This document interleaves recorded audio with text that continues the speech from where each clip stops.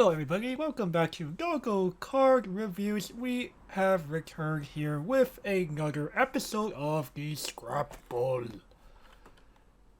We're So the here to...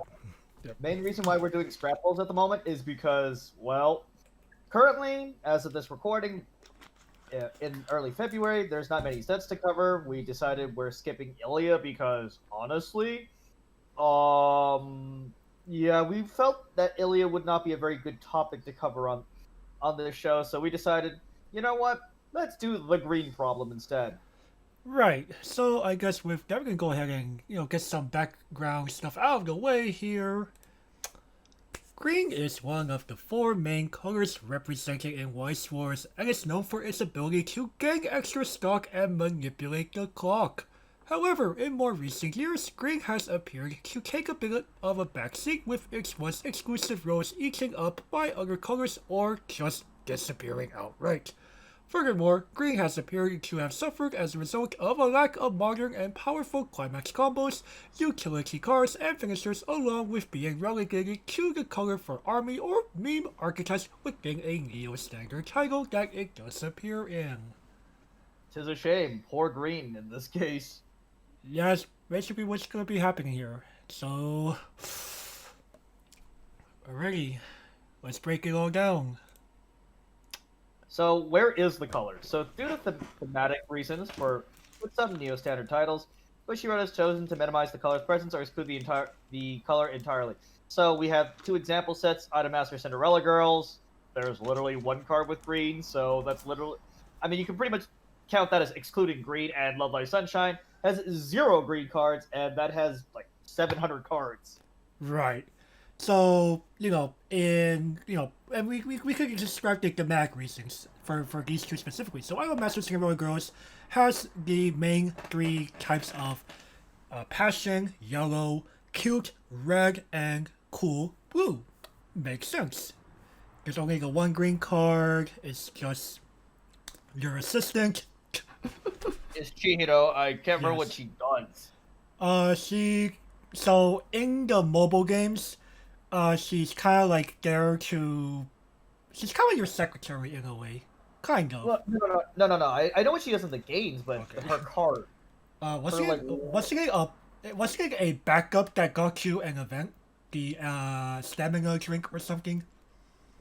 it could be that I can't exactly remember. I remember she interacts with one of the events in the In the first set. yeah. But Because Chihiro is the one who gives. She's like, oh yeah, hey, producer, you look tired, or hey, idols, you look tired. You guys could use some. You guys could use a refill or a re-energize.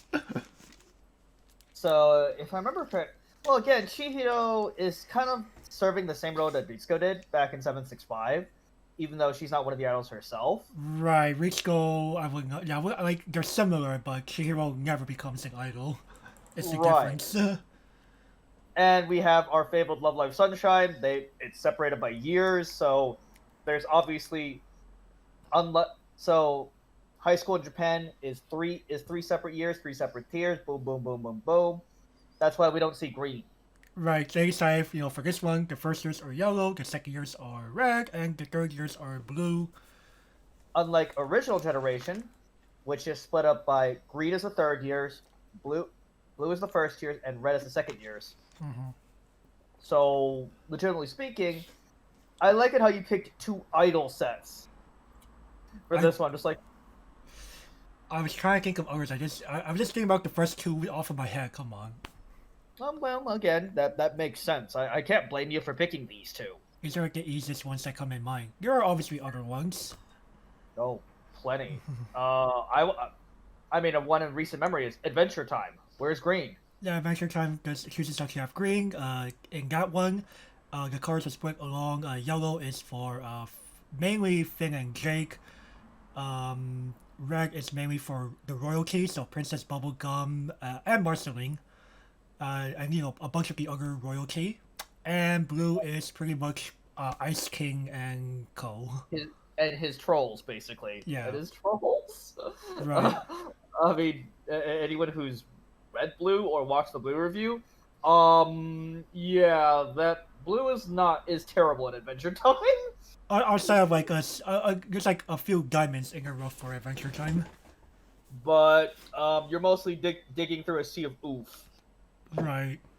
But regardless, the color itself, honestly, I think it's kind of hard for Bushiroad to design green because, as we'll explain later, like a lot of Green's modern day cards are either carbon copies of other colors or just lackluster entirely.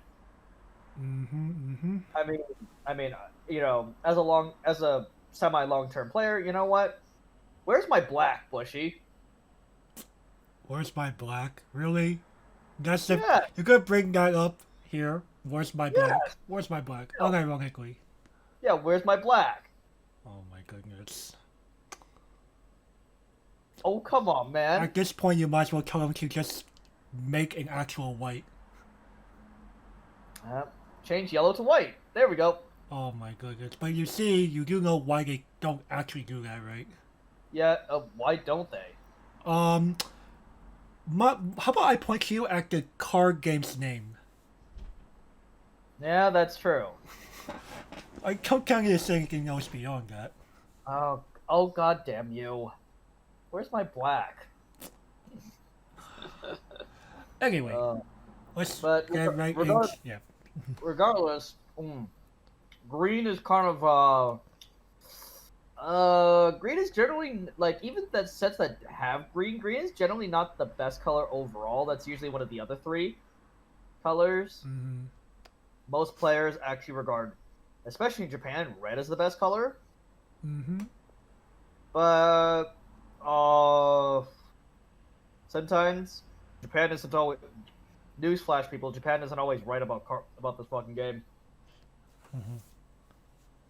Anyways, let's move on. It always seems that way just because, two people go like, oh, but Japan can play this game so often compared to us. You could change that. Why don't you go ahead and persuade your locals to actually run, like, more than one local a week? Yeah, I was about to say, like, you guys could do... I would argue this has to do more with scheduling. Imagine being, like, you're done with your work day, it's 6 p.m. in the evening. Most people probably be like, oh, do I really feel like going to my store to play some Weiss Schwarz? Probably not. People fucking rush to FNM every week. See, FNM... I don't know, maybe that's just more of because of the demographic. To a lot of people, FNM's kind of like a second home kind of thing. At this, like, it's kind of like, almost a lot of people that go to FNM are usually like, they usually go in groups, if I remember correctly. And they're also older, and they're also generally older people because. Right, these are people who probably have like more flexible jobs. Maybe they just like have like maybe they work in places that have like chillax Fridays in general during the work week, whereas most of us probably don't. Like, we're also younger. We probably are swamped more on Fridays than, say, the Magic crowd. Oh, actually, I've spoken to a lot of the Magic crowd, and they're literally the 9-to-5ers. They're literally the 9-to-5 baby boomers. Right, but you would argue, like, Gavin, you would probably argue that, like, people around like our age are probably working like either like outside of that range, like you're probably working until like maybe 6, 7, even 8 p.m. local time. Yeah, I can generally say that because guess who makes up for the slack of the baby boomers leaving early? Us. Pretty much. Guess who our bosses are? The baby boomers. Right, I guess I could personally put my own example in here. So before we went on lockdown, we typically enter and leave work in shifts in my department. My manager comes in as early as 7 a.m., gets out at around 4 a.m. or 4 p.m., not a.m. And I am the latest one to come in. I come in at around 10 a.m. I'll get out at 7 p.m. Right. So basically speaking, like I said, that's the Magic demographic, but at the same time, people make it to FNM. Most game stores start FNM at 6 p.m. sharp. Most of them start, at least most in the area, most here in Vegas do. They start at 6 p.m. sharp. If you're late, you're late. You aren't getting it. Right, but again, it just has to do probably with like the work culture of where you work, right? Well, yeah. At the same time, you could always, people could always play 2 or 3 times a week. It's It's like possible. Japanese people, they literally come in. They literally get off work, go to their shop and play, and then probably go to bed afterwards. Yeah. Oh, maybe I stop by like a izakaya or something. Right. Or stop by Lawson's or something. Right. But regardless, they do that 2 to 3 times a week at least. So it's just like saying, okay, we could easily produce the same results Japan does. It's just people here are lazy. This is true. Like, And also, because I'll also give like the benefit of the doubt of, okay, maybe it's not in the store owner's best interest, particularly because it conflicts with like another event that garners more foot traffic. Like, well, oh, of course. okay, oh, I could, but that's a Pokemon night, or oh, I could, but that's a Final Fantasy night, or I could, but it's a Dragon Ball Super night. And good luck convincing a store owner to hold Weiss during F&M. Right. Good luck. Like, I mentioned I mentioned these other games on purpose. They're not Bushiroad, but they're competitors that's like, and they're outside of the Pokemon one, like the other two are like lesser known competitors to Bushiroad CCGs, I mean, and definitely have and most likely have overlapping demographics. and good luck convincing the store owner to cancel Yu-Gi-Oh. Right, like pretty much canceling Yu-Gi-Oh, Magic, and Pokemon are like verboten. Well, unless you guys spend more than those three games players, but Magic, good luck. Yeah, like okay, yeah, sure. You could probably outspend Yu-Gi-Oh and Pokemon. That's not too hard. But yeah, Magic. Uh, depending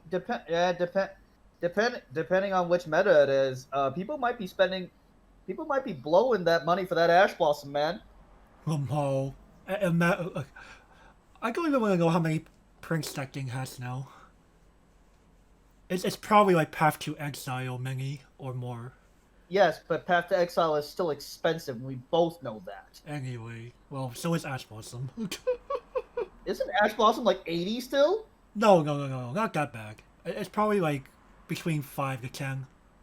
Oh, okay. I was about to say, like, last time I heard Ash Blossom was like 80 to 90. I was like, the fuck? Okay, that was probably because its first initial print. It was Yeah, a well. freaking short print secret rare. And everyone said it was a fucking Omni Negate. More or less is. Anyway, Anyways, we're getting really off we are. So let's go ahead and break down like what's wrong with green, like for real. All right, the identity crisis on level 0. Previously, green level 0s have been primarily known to manipulate the clock area. However, in more recent titles, green appears to be taking on abilities and mechanics more commonly seen in other colors or otherwise not reflected in green in prior products. Additionally, green can also be quite lacking at level 0 in titles that do contain the color. All right, well let's start with the 4 cards that we have here.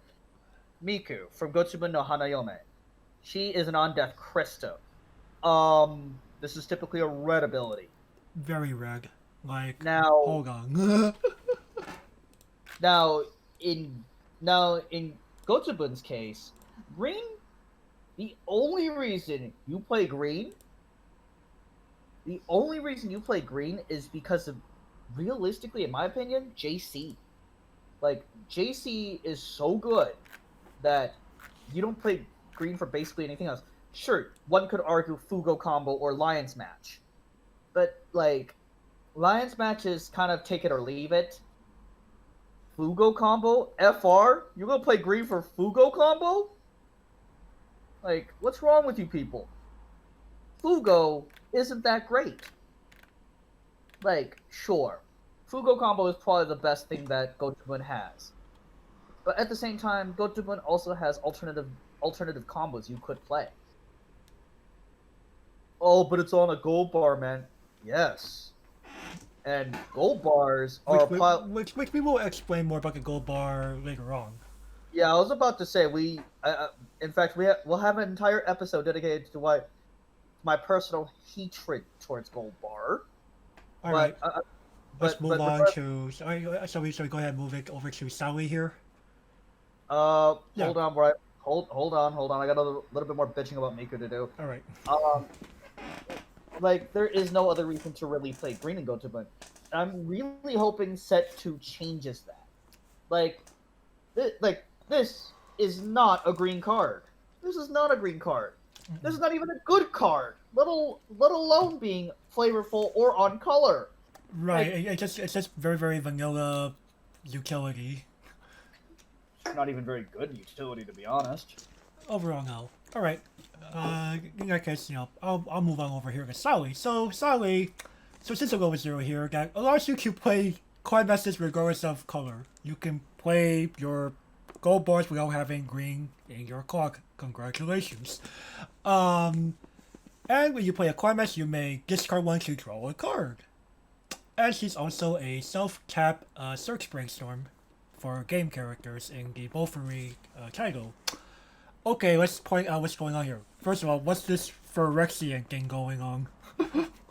What in the... You can play climaxes from your hand regardless of color. Excuse me? Hello, Phyrexians. Hello, Phyrexians. Okay, number 2. When you play a climax, you may pick one to draw a card. I don't know about you, that sounds very blue. What? That is very blue indeed. I'm like, huh? And Brainstorm, okay, Brainstorm's everywhere now, but that's beside the point. Like, these first 2 sentences, I'm like, what's so green about this? The tutoring brainstorm part? Question mark? That's questionable. Green was not known for its ability to toolbox, period. Hey man, I remember Mecom brainstorm from TLR. Right. She had a very green ability. Clock swapping. She did. I like that. Or what happened to clock swap brainstorms? No? Sure, they're not good, but they're at least, in context of green. You know the player base would revolt if clock swap brainstorms came back. You know they would. Oh, this is true. They would either revolt or ignore them completely because they're quote unquote bad. All right. Shall I talk about K or you want to talk about K? I don't know what K does. Sure, I'll talk about K then. Okay, K.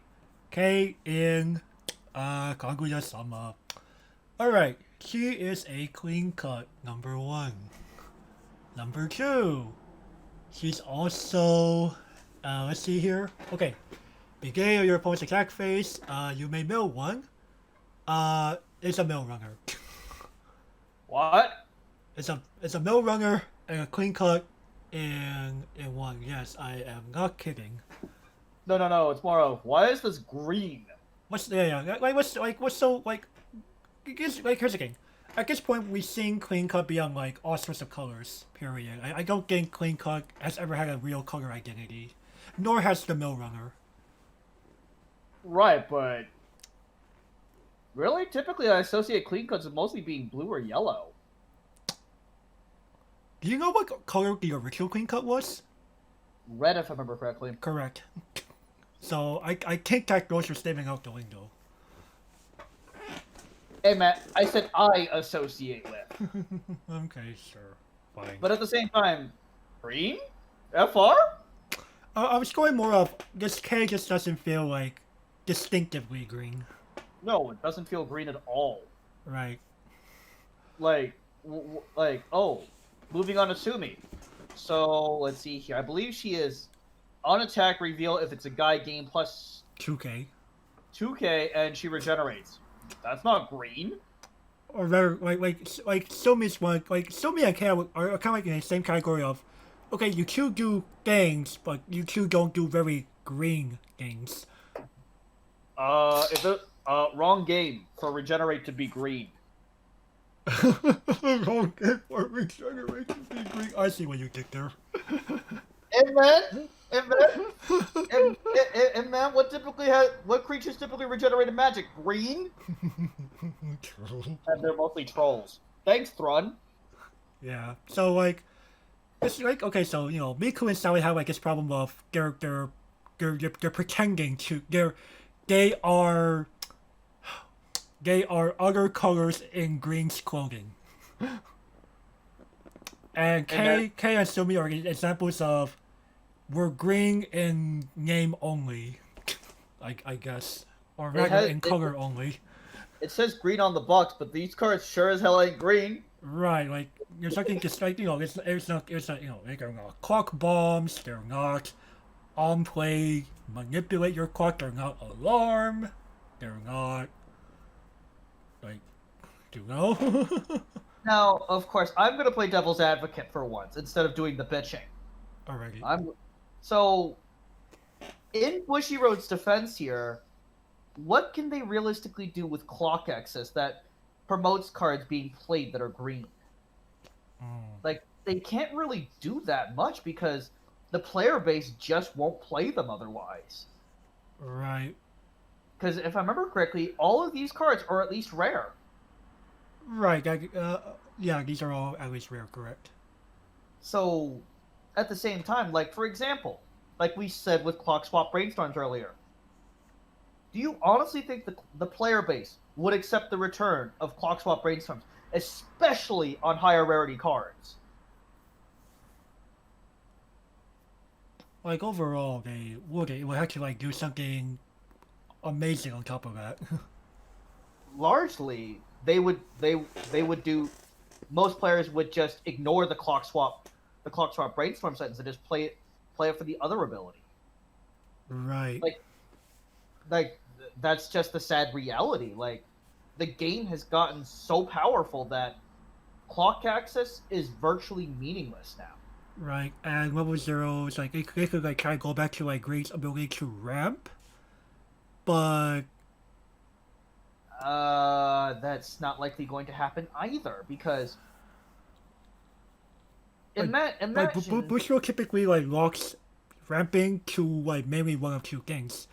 Either you have to be like a standalone, like something like a Mayakani. I mean, using Act once per turn, you gain on reverse stock top, or it's on a climax combo. Alpaca exists. Alpaca exists, yes. And Alpaca style cards, but at the same time, Alpaca is generally reserved for higher levels, not level 0.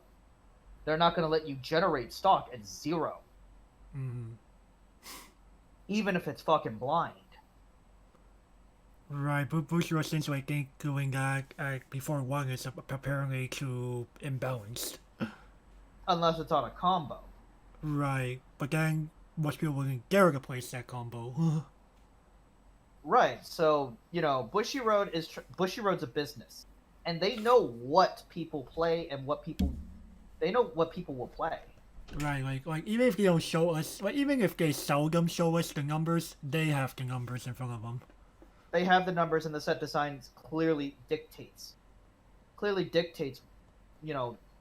their data. Basically, we can extrapolate their data just from set design because, honestly speaking, look at Sally for example. Nothing about her is green. Absolutely nothing about her is green. Mm-hmm. She is the most expensive card in Bofity by a country mile. Mm-hmm. Why? Like, read the card and you'll find out why. Like, like I mean, don't get me wrong. It's a unique, the ability to play quad masses without requiring color. It's a very unique thing. It opens up a new possibility, and it makes sense in Bofuri's flavor. But in terms of like, this card should have been blue. Right, this card definitely felt more blue than green. Like, it's also kind of funny why they phase out green in certain sets because it's honestly speaking, like, green is kind of the fourth wheel here because there's virtually very little design space in green for Bushiroad to do. Right, like Bushiroad's starting to like accept this idea of this tricolor triangle that those complement one another very well.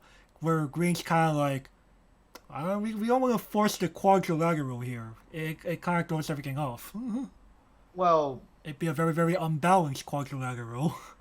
I mean, have you seen, like, I've seen Japanese players comment about green. It largely doesn't do anything, or it's largely a copy paste of other colors. Right, like it's unfortunate because those of us who played the game like as early as say the early 2010s or even before that, we know that green is capable was once like one of the best colors because especially ever since the introduction of the gold bar, people like sure maybe Gavin and other people might argue okay gold bars are overall a problem, but in general, having access to a trigger like that to guarantee climaxes into your hand for climax combos and so on top of just having access to, gain tons of stock and have clock access back then, while, we're talking like before we had things like pants or before we had things like standby. Like, Well, speaking of climaxes, gold bag. I mean, a good example of Bushiroad running out of ideas for playable cards in green, gold bag. You could slap the most overpowered combo on gold bag, and the player base will still ignore it because it's on bag. mm-hmm. Like literally, the combo could basically be you win, but it's on bag trigger, so it's automatically bad. Right. And Bushiroad plays it so safe that pretty much in the majority of booster packs, you won't see gold bag combos, especially not in the double rare or rare slots. And speaking of like climaxes, why don't we go ahead and enter the territory of level ones here? Well, before we leave level 0 for a second here, like there are things they could do. They tried experimenting with, clock bombs that do something, but even still, like I feel like the only level 0s that Bushiroad can print that are uniquely green are bombs. Right, and we still see stock bombs, or not stock bombs, clock bombs, to this day. But can Bushiroad print anything else that's uniquely green besides clock bombs? I feel they can't.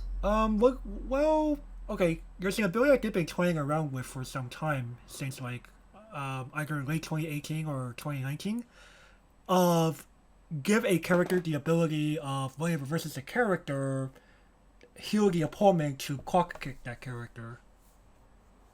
Effectively turning it into a clock bomb of sorts. It's not a real clock bomb. It's more of you run over that character and then you give yourself the ability to kick that character to the clock instead of having it be subject to normal encore scenario. Right. And but that ability has also been given to other colors too, so that's not even uniquely green anymore. That's mostly green, yes, but Right, like the only other ways that they can keep like things being uniquely green is really we saw a resurgence of Alarm with Bang Dream. right. But yes, Alarm can be on other colors. We've seen ever since the earliest Alarm is obviously can be in all these other colors, but green by theory makes the best use of Alarm because of its ability to access clock and manipulate it.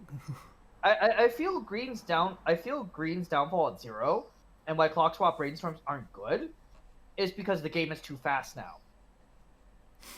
I feel the game is just too quick for clock swap brainstorms to be even remotely useful.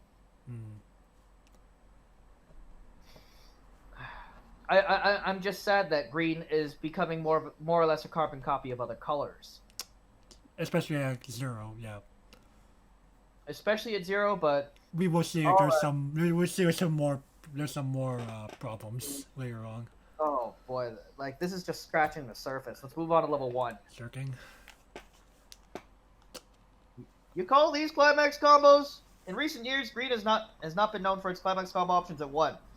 The main combo for the main appeal for set combos is that it's more the gold bar trigger than the actual combo itself, which is just sad. Furthermore, the state of green climax combo and boosters with non-gold bars such as bag or the variety of double soul triggers has become very uncertain and very inconsistent. Yeah, that's true, definitely. Mm-hmm. So all four of these comments that we show off here, they all have one thing in common. They're all on gold bar. Okay, like I said earlier, with bag, you could print the most OP combos on bag. Nobody will play them still. Right. Why? Because they're on bag. Hell, you could put a 1-0, like 5-5, climax combo with gold bag, tutor two creatures from your deck, straight up. Nobody will play it. A very, very funny example with bag. So everyone remembers the restricted card Hangekawa from Montgomery.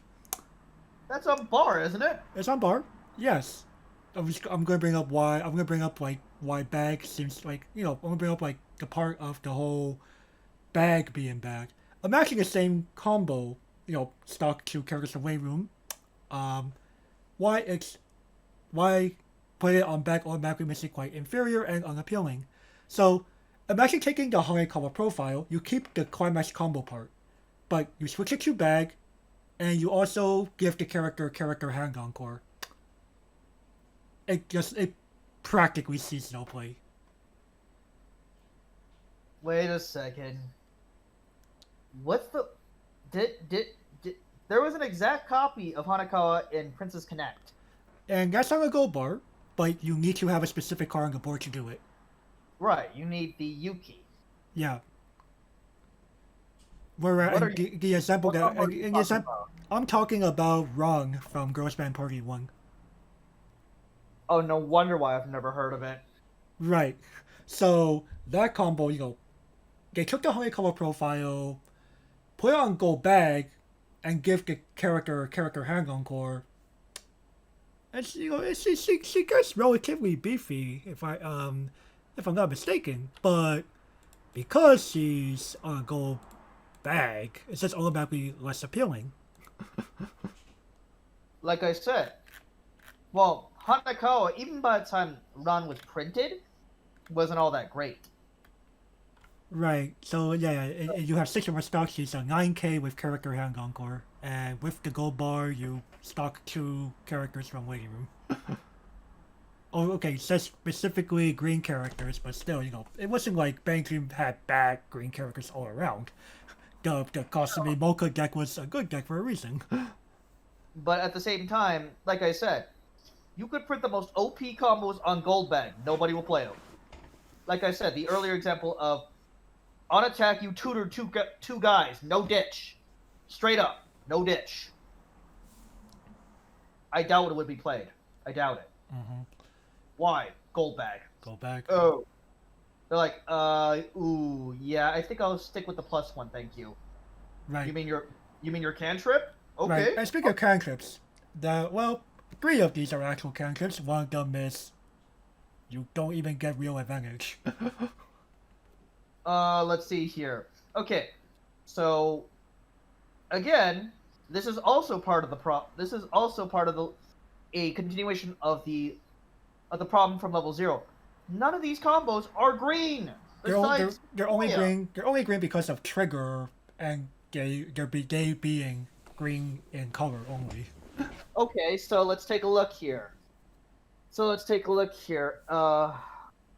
Megami. Let's see here. Where have I seen this before? Huh. It has something to do with it was that time it had something to do with a bunch of people kind of trapped within a walled city, I believe. Or practicing their goddamn parkour moves. Yes, I something like that. Something canisters that allow them propel off of walls and other structures, buildings. And slaying these giant beasts. Yeah, giant humanoids. Yeah, that sounds that sounds kind of familiar. Yeah, but at the same time, I'm just going, this card doesn't. Why do people play this garbage? This garbage combo. It doesn't do anything at the time. Hi guys. I'm just a doofy version of that combo. But instead of getting like an event that allows me to actually like do things, I just get access to Swing Drive. Oof. Ooh ah. There's a reason why the meme super version isn't played. Like FR, yeah, I'll take my risks with Buddy Girl Union, thank you. All right. I'd rather do something a portion of the time than do nothing all the time. Oh, and BTW, the original combo was yellow. What the fuck is Yes. this doing green? Though to be fair, like that's the thing. Like that kind of combo just end up in like every color at this point. Okay, Emilia. This is actually a green combo. Like, Yuki, the original Yuki was green. But she's tiny. She is tiny. And it's literally only a cantrip. Mm-hmm. Why do people play this shitty card again? Gold bar. FR? FR. FR? FR. What? Just play the book combo, man. Just play the book combo. It's a guaranteed cantrip.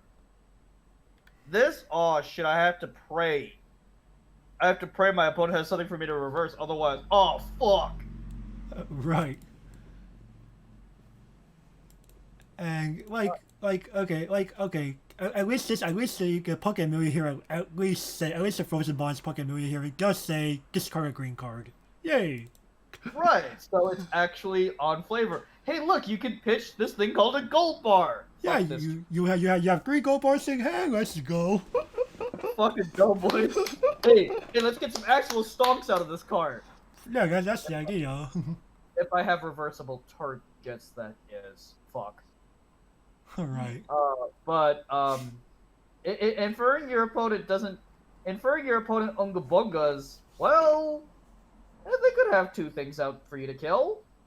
Hopefully. You hope. And you hope one of them's not like a runner or jumper. Or chaser. Oh, fuck. Excuse me while I cry in the corner and probably concede. Like, okay, stairs at board. Oh, really? It really be like, okay, so you have a jumper and your jumper went off and you have a runner on board. Fuck. Understandable. Here, you win, sir. You just win. Like, the game is already fucking decided there. Or you're playing against Kaguya-sama and the K not only clean cut one of the things that Unga Bunga, but also milled and ran away. Fuck, but who plays Kaguya-sama in Japanese? Oof. Hey man, that set is trash. That set is trash, man, and even Foring admits it's trash. But yeah, like, I love the design of Emilia and Puck. Problem. I can't remember. What did I give Emilia and Puck? Was it playable minus? I think? I would think you gave it playable minus. At the time. At the time. Well, no mercy. It's probably going down to niche. Okay. It's probably going down to niche. If not, I'm invoking the apocalypse. Big oof. Yeah, I was about to say. Oh, next Yotsuba. FR Bushy, more Fugo combo. FR. And Fugo was originally yellow. Fugo was originally yellow. Like FR. Well, Fugo. Well, in Bushiroad's defense, they have printed Fugo and literal. Wait, Fugo is rainbow. Fugo is rainbow at this point. Yeah, I believe so. But FR, we don't need more. That's because they keep reusing Fugo combo. Actually, Like, has there been a blue Fugo yet? I can't. Oh yes, there has. It's Shizu. Or Shizu? That's right. The last color again was red. Yeah, I'll say red Kyoru. Yeah. No, that was red was the last color to get Fugo. Did red really need Fugo? No. No.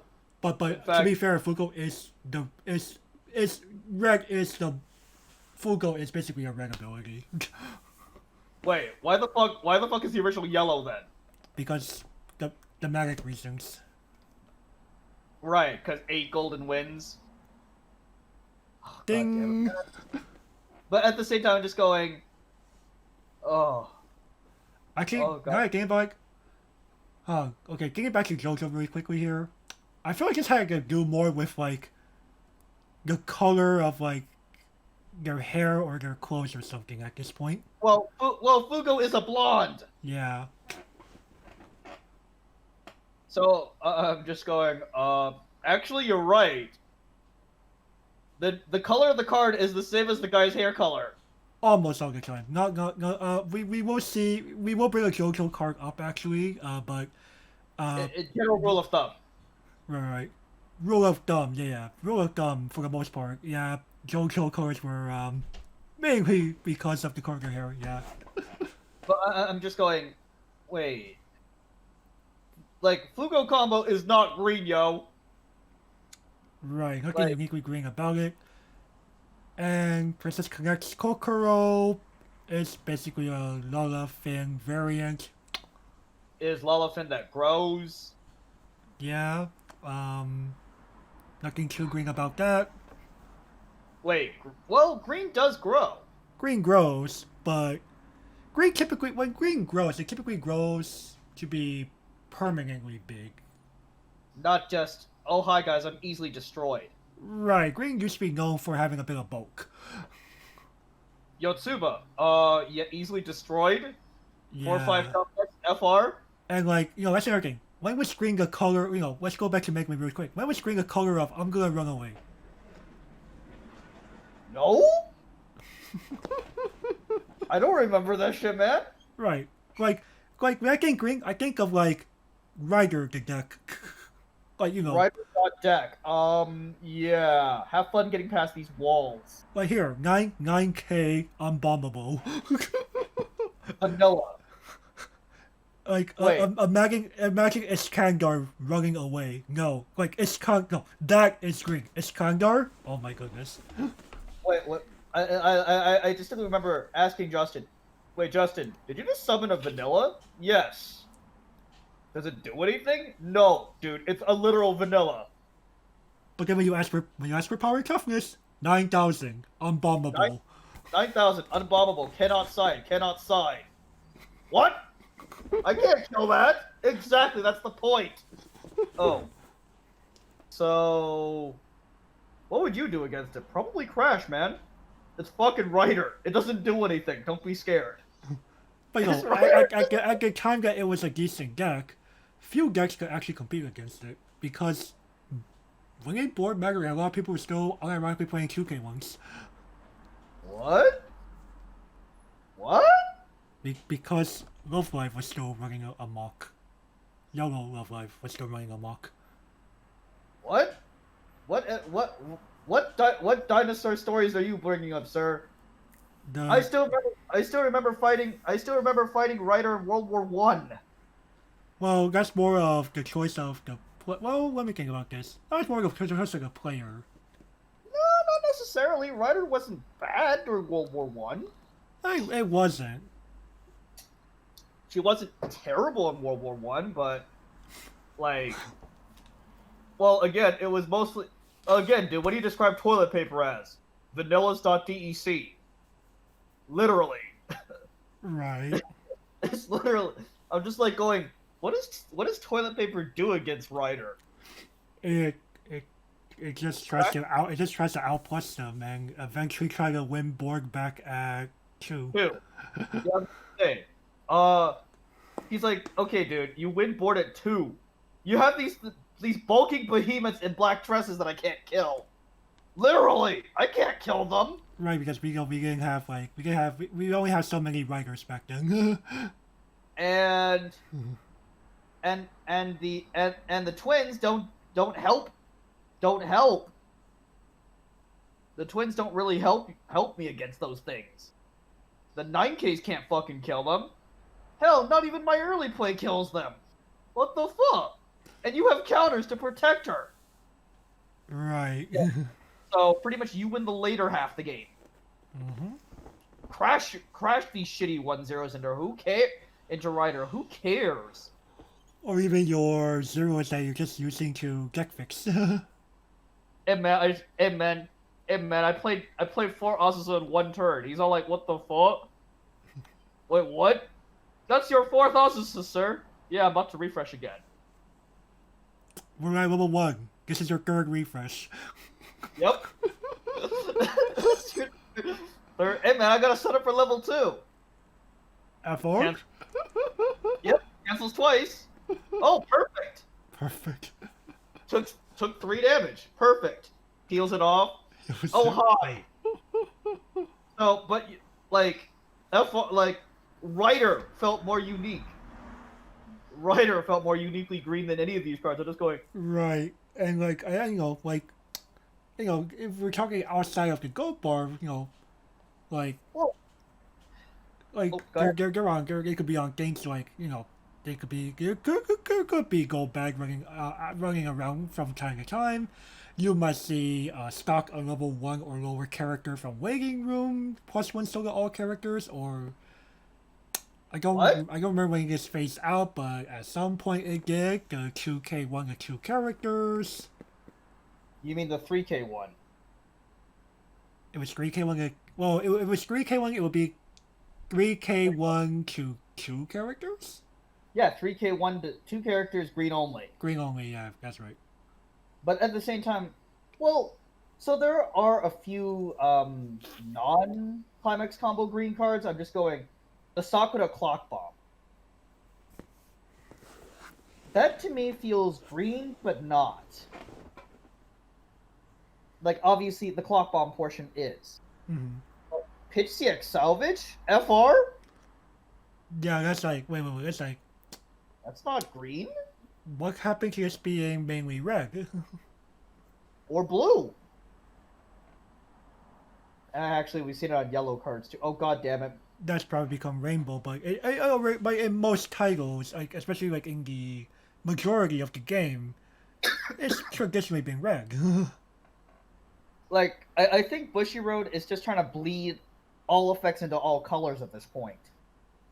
But then at that point, what's the point of having colors anymore? Right, at that point, just has to do more of what triggers do you prefer. And everyone's just gonna say, just put everything in red. Like You know- you could add some mediocre cards to red and people would still play it. That's kind of the reality. What do you mean? Wait, repeat that? Like you could add like some like not so optimal or even mediocre cards to red and it'll probably still get played because Okay, standby / door are good triggers. okay. Let's take Ayumu from fucking Nijigasaki. You put, like, the Ayumu level 1 combo. You know what that combo does, right? Yeah. So, that combo is ass. The combo itself is ass.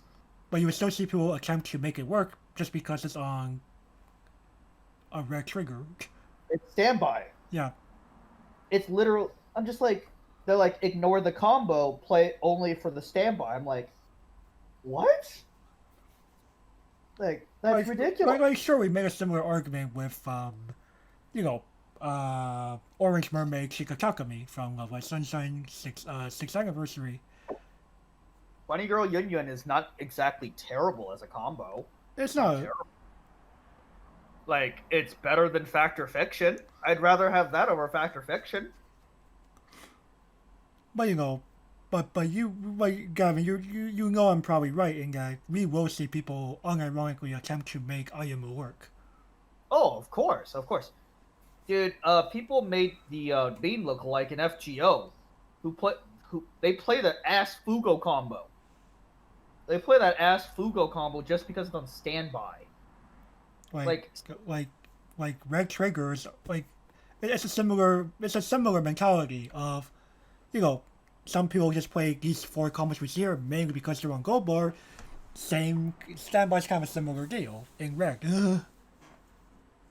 But I'd argue that, well, okay, so let's look at the main reasons why for these 4 combos specifically. Megami. Well, there are other combo choices. People just choose to ignore them. Mm-hmm. Like, you have literal Maguro. it's on shot trigger, but it's Maguro. Right, but And I'd argue Maguro is better than Megami. mhm. Like, almost definitely. And you play enough yellow cards to facilitate discard that Gavin's speaking about. So I literally don't see the reason. Literally don't see the reason why, other than shot. Like, people dog on shot way too fucking much. Like they rather just have Go Bar and have a possible recurable character. So basically, they'd rather have a combo that does nothing. That's because Go Bar. And as we already kind of said this with Frozen Bonds, Puck, and Amelia. What's the main reason for playing this? Go Bar. And I mean, literally, we could talk about both Emilia and Megami on the same sentence, because what's the alternative combo? Maguro combo? Right, actually. But see, at least Puck and Amelia will still get you cards. Megami doesn't. Right. However, with the problem with Emilia is tiny on reverse combo. Right. I am for reversals 100%. You get what you earned. The problem is that the reward isn't really worth it. Like, if I'm getting a reverse, I require the combo to be worth it. Mm-hmm. And get a green card for 2 characters from deck. Not exactly the best trade deal. If it was just tutor 2 guys, every goddamn time. Or hell, even just look at up to top 4 reveal 2 guys. I mean, guys, it's a big eel, but at least you most likely. It's a +2. Yeah. It's a literal +2, and I would take that. I'm pretty sure I can't make this into real. I was gonna mention, if this was Science Bay, okay. Well, no, imagine real at level 1. You're funny. She's fucking 6K, man. You need to reverse of a 6K. Oh, that's a tall order, man. I swear, if they actually end up unironically making a Rio at level 1 costless, boy is right. Boy, we're gonna have a discussion. Okay, Yotsuba. Realistically, I would argue you could talk about Yotsuba and Kokoro in a similar setting, saying that they both do what most decks want to do. They want to get out of first deck ASAP. Well, again, Gojuban has ways of... Gojuban also has Lolofin combo in each cup. It does, but the problem is... it's on choice, which is also which is pretty much, according to most players, the only yellow trigger. But even then, most players prefer Go Bar over choice if... What type of players are you talking to? The majority of players. Because from what I've seen, it's a 50-50 tie, actually, for a lot of players. Between choice and Go Bar. If they, well, I guess in that case I would kind of argue, like, they probably prefer that Yotsuba can actually access more than each cup. True. Each cup, top 3 only. That's it. Right. But at the same time, just going, well, let's take a look. Miku combo. Technically, Miku can access your entire yard too. It is RNG dependent, yes, but at the same time, it's also a two-step. It's also a two-step method. True. It is not instant. Let's see here. Itsuki, generic Maguro combo. I've seen players also dabble with that. And main reason, I would argue main reason there is just because it's on door. Yes, I think so, yes. It's on door. Yeah, it's the gate trigger. Yeah, it's the goddamn gate trigger. Nobody plays standby. Besides some Japanese weirdos. So basically our combo choices are kind of eh. Like our level 1 combo choices literally are like, okay, we could play Lolofit. We could. Certainly. but Golden is just inferior to Maguro in every sense. So eliminate that. So now you pick between Ichiki or Yosuba for instant characters. Fuck it, give me the Fugo combo as much as I fucking hate it. Because literally, Fugo combo is more likely to get you a better card.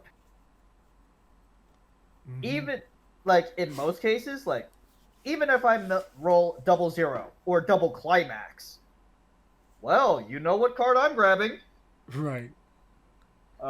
It's a certain redhead girl in a wedding dress. Mm-hmm. That Before I get fucked. yeah, I feel people also kind of dog them, but that's a different story. Anyway, Kokoro. Okay, Kokoro, the reverse of Kotsuba. Let's look at our combo choices. We have Fugo on a gate. Yeah, that's not terrible. We have Shimakaze on a choice from from the trial deck. Mm-hmm. No. What other combos did we have again? Oh wait, a little lyrical combo. Yeah, Little Lyrical for blue. Yeah. Little lyrical is just bigger. Is better than Kokoro. I'm sorry. The little lyrical combo is just better. Right, but And people will attempt to play this just because Gold Bar. I mean, Pants and Gold Bar do similar things. Pants almost always get to a climax. And you know that's a climax there. You know that is. Yes, it is guaranteed to be a climax there, but at least you know it's there. You can account for that. Right, Gold Bar? but it seems in general, between Packs and Gold Bar, more people just prefer Gold Bars from what I've seen. Yes. Because Because- they're instant. And you're Well- not depending on climaxes being in your waiting room. True, and people love relying on the calculation of, well, it's like a 95% chance it's not a climax there. I'm like, I'd rather not find out until refresh, or until close to then. I'd rather be able to react to, okay, I trapped a Pants there, and I prefer the Soul Trigger on Pants. You know, that's fine. We can have preferences. Yeah, people call my preferences wrong all the time. And, you know, I would argue that some people are a bit too gatekeeping, but more on gatekeeping probably another time. I was about to say we also have a topic on gatekeeping as well. So, legitimately speaking, there's not like, yes, these are. I would argue Emilia is the worst combo when it comes of these.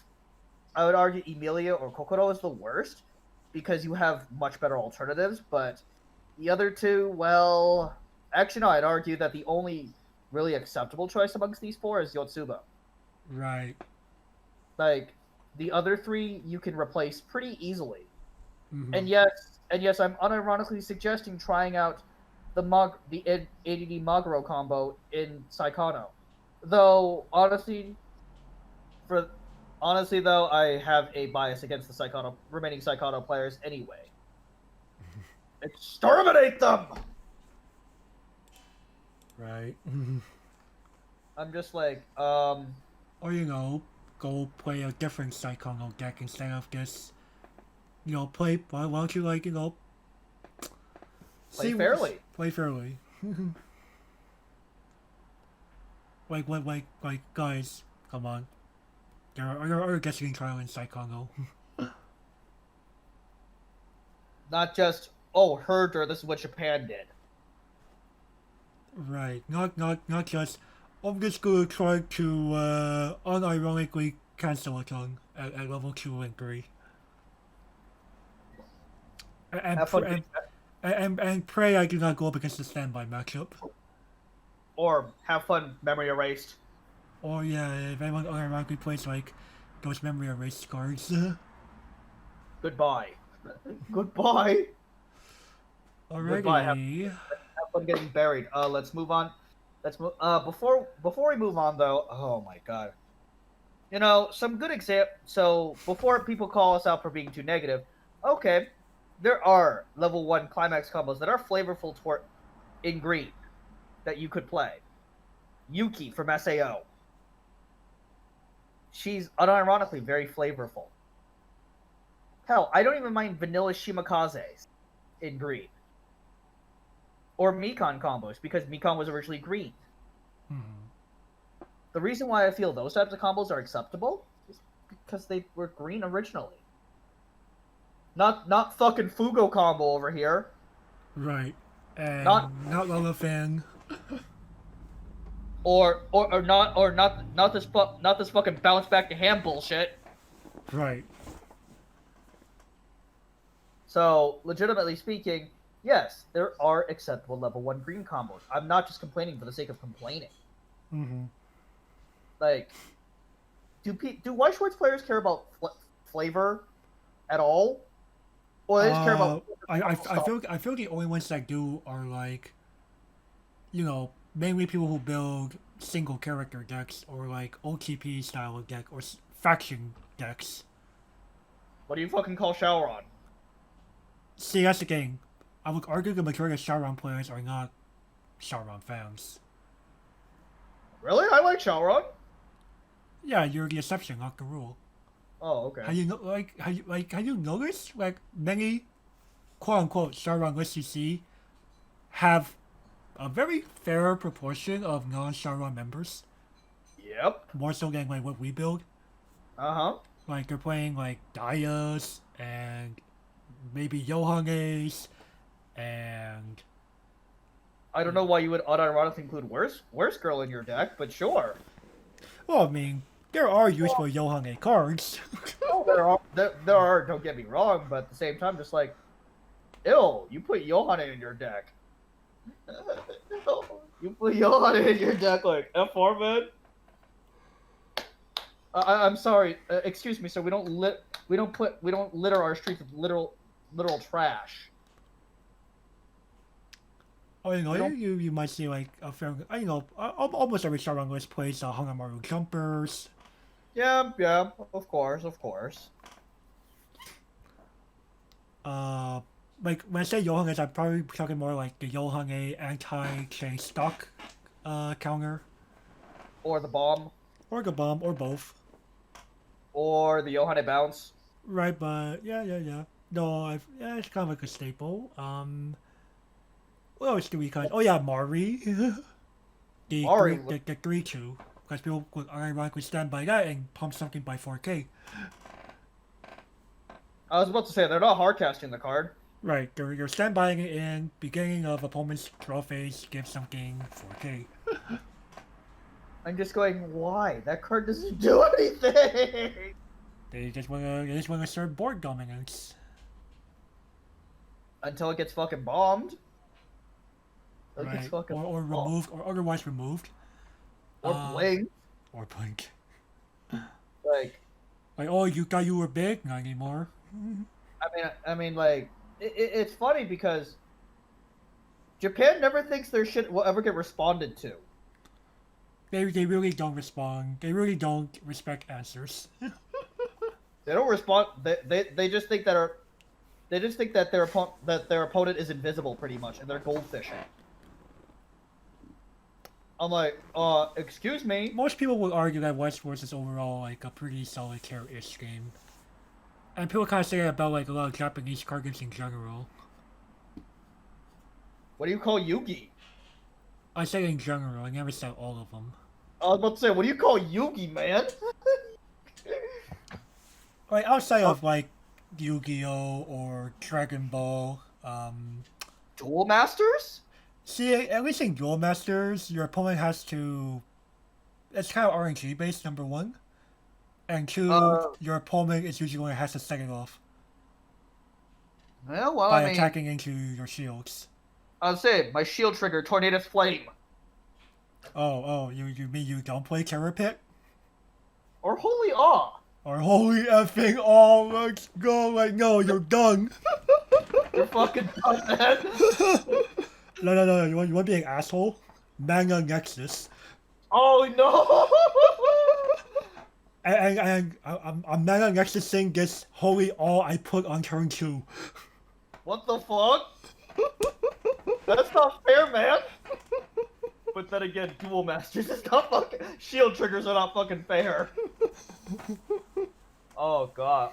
Or at least in Pokemon. Well, hey man, prizes are a fucking resource.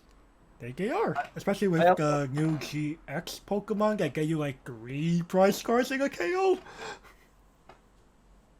Well, let's fucking go, boys. I've been watching this one streamer friend I know, Final Face Gaming. Some of y'all might know him, Australian streamer, and Mans was playing Pokemon TCG online. I just see like him just casually getting 3 prizes cards. I'm like, what the heck happened in this game since when I left it back in the Ruby Sapphire days? You literally draw half your prizes in 1 kill. Like, you what? Yeah. I had the guy explain to me like about GX Pokemon. I'm like, oh, I see. Yeah, the Pokemon Company International has taken the Yu-Gi-Oh route. So Pokemon is an example of a game where they combine power creep and rotation, aka the worst of both worlds. From what I've heard from other Pokemon players, isn't it like some cards remain legal in rotation despite having been in like an older set? No, it's basically a bunch of reprint. They basically just reprint carbon copies. Oh, so it's kind of like how they reprinted Opt like not that long ago in Magic. Yeah, pretty much. Okay. And guess what? Or you know the careless mistake of unironically bringing back Doxies from Morrowind. Hey man, Thoughtseize. Hey man, I am one of the Thoughtseize defenders. Oh no. Hey man, Thoughtseize is less a mistake than fucking Oko. I'll give you that one, but let's be fair here. Can one name something worse than Oko? Jace the Mind Sculptor. I guess. Stoneforge Mystic. Sword of Feast and Famine. Batter Skull. Primetime. Boy. Do I need to go on? So understandable. Wizard of Coast has a history of dumpster fires. Wait, can you even call these dumpster fires anymore? They sound more like wildfires. Hey Wizards. Hey Wizards. Can you please decide Weiss Schwarz? You want to see Oko / Feast and Famine like cards in Weiss Schwarz? It would sure make for interesting designs as opposed to Bushiroad giving us the 1000th Fugo. So you want Wizards of Coast to come in and unironically print Kodama's Reach? Yeah, sure, why not? Sure, why not? Or even just basic rampant growth. Oh yeah. Or hell, give us prime time. Give us prime time. Oh no. It meant or hell, unironically print enchantment like events. Dumpling season, please. No.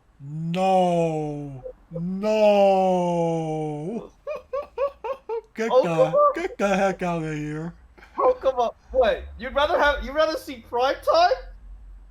No, I would not rather see primetime over Dumpling Season, but really? This mofo. Or Kitchen Fix. Actually, no. Kitchen Fix would be a bit broken considering how this game works. I was gonna be like, what are we gonna say next? Birthing Pod? Yeah, sure. Why not? Or Bob. Oh no, Bob. Give us bugger. No, give us Bob. I said Bob. Birds of Paradise, man. Oh. Oh hell no, Bob. Oh yeah, Bob too. Wait, they need to add. Wait, Wizard's first executive order: add black. Add black. Add black. We're changing this yellow color to white. Oh no. I give me an actually chance the game after that. It's the anime version of fucking Magic. Let's go, boys. Oh no. The anime version of Magic. Hey, man. Wait, that would be Wait, that'd be terrible. Yeah, it's gonna be like, what are you trying to do here? Well, again, they did make an anime version of the dual decks of Jace versus Chandra. Unfortunately, the Japanese are like, the fuck are you doing? Anime Nicol Bolas. Let's fucking go, Nicol Bolas waifu. Oh no. Are you actually Grix the Scum? No, I'm Esper Control. Remember? You are Esper Control. Yeah. I sit there and say no to you all day. Like, what do you mean you sit there and say no all day? Just try and cast a spell. No. Oh, I actually let a spell resolve. Fucking swords it. Render silent. Oh, you managed to spot a bunch of tokens. Eviction? No. Cyclonic Rift. Overloaded. Oof. Hey man, I have 7 mana open. I never cast my spells, man. I don't tap mana on my own turn. You just go play manga pass. Yeah, pretty much. Oh, you played a creature that threatens me? No. Oh shit, you try to cast Eldrazi. How about no? Oh no. Well, at least with Kozilek, they draw 4 fucking cards. Oh. But yeah, like trying to design green cards. Bushy. Oh man, Bushy Road has some of those boring designs for green. Fuck it, where is my prime time? All right. It's it time to get to the next phase? Yeah, it's time to get to the next section because we're already starting of wizards. Bushy? Where's my wizards department? Basically. Oh no, no, don't do this. God. All right, level 2 and 3, homogeneity and stagnation. Green has experienced a taste of early play developments that have appeared in other colors, making the color near indistinguishable from its companions in terms of level 2 as a result. And displaying emphasis on clock manipulation, the color has also seen very minute signs of evolution when it comes to the finisher options at level 3. Actually, Dawn is actually pretty unique. I wouldn't call her particularly unique, but what's so green about her? Besides discarding Afterglow, that's more because Bushiroad said so. They didn't have to make Afterglow all green. What? But Afterglow is all green. It is, but it didn't have to be, right? True. Like, why does Pastel Palace gets to be ironically all 4 colors? Pastel Palace is all 4, so yeah. Yeah. Like, sure, it's their gimmick. And then, Puck, we've seen this get cloned. Why isn't Ichika here instead? She's not green. Oh yeah, true, she isn't green. And then Gilgamesh is your basic, clock kick. I'm surprised this isn't Dean from Little Busters. I thought about it, but I thought she might have been too old. She's like 2018. Too old. Anyway. And we have, Yoshino, Yoshino. who doesn't do anything. Right. Who doesn't do anything. I'm sorry, but... Okay. Covering these cards for a second. Well... She's basic... I mean, she was played in the Cosmi Mocha deck. Right. But she doesn't see... She hardly sees any play now. Mm-hmm. She's still expensive as fuck. Well, that's the thing. Like, we see early plays that kind of function like her, early plays that heal that can also recur themselves. Well, let's see here. We have Shizu and Yun Yun, the 2 most infamous examples. Right. And guess what? They can pitch anything. Mm-hmm. Unlike, I have to pitch Afterglow? Bro, I don't play that many Afterglow Like, the only thing I wrong has, above those 2 is just being able to heal anything to memory. Well, any characters. Sorry, let me specify that. So Right. you're allowed to manipulate your clock a little bit there.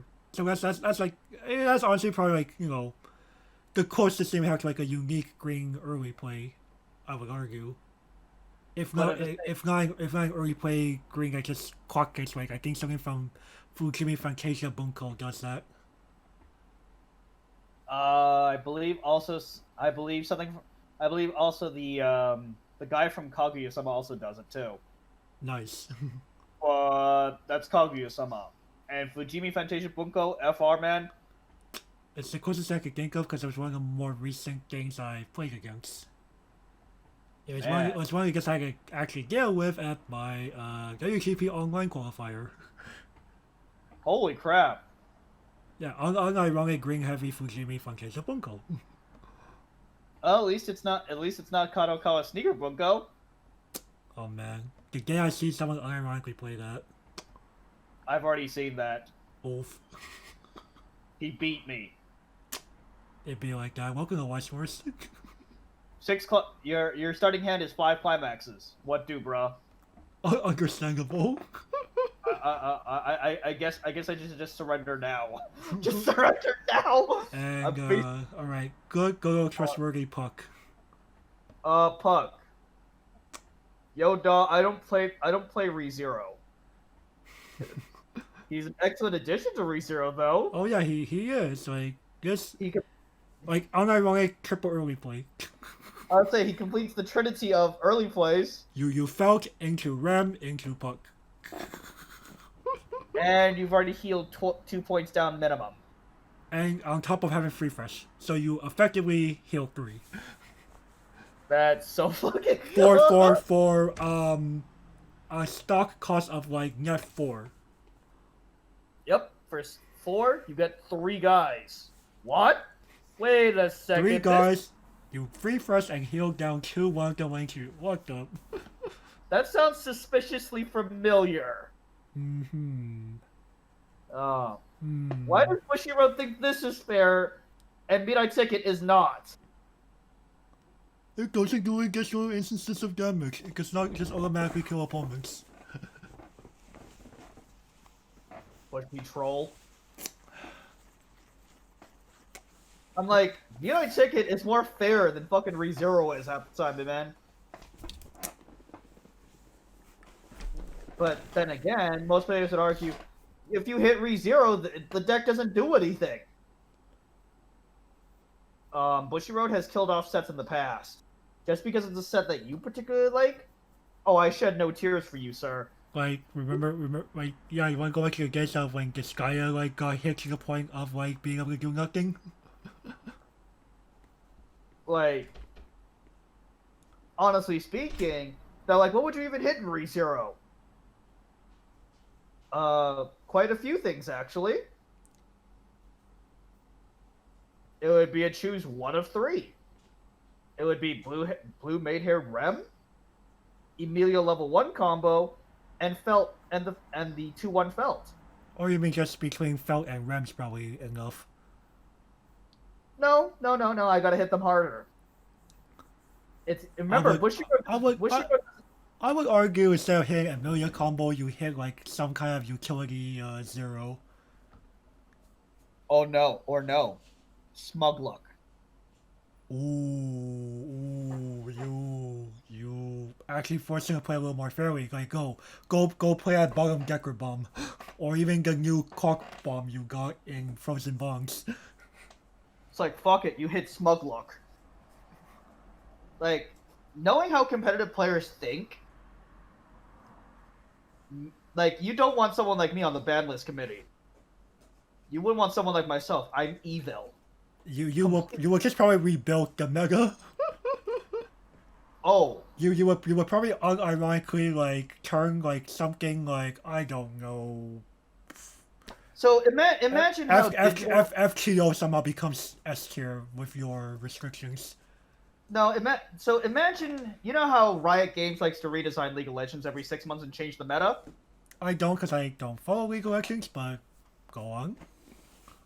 Or how doesn't Cygames do this with Shadowburst?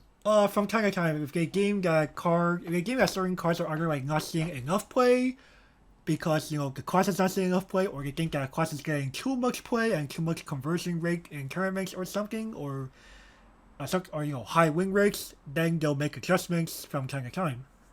So imagine how a digital CCG does it and apply it to physical.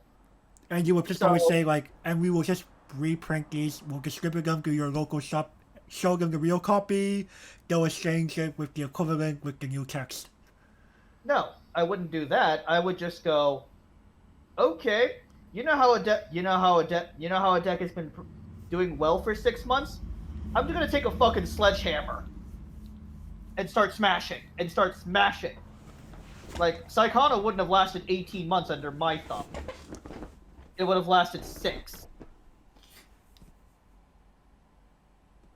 And, Bushiroad's version of their ban? Tame. It'd be like a choose one of 6 with me.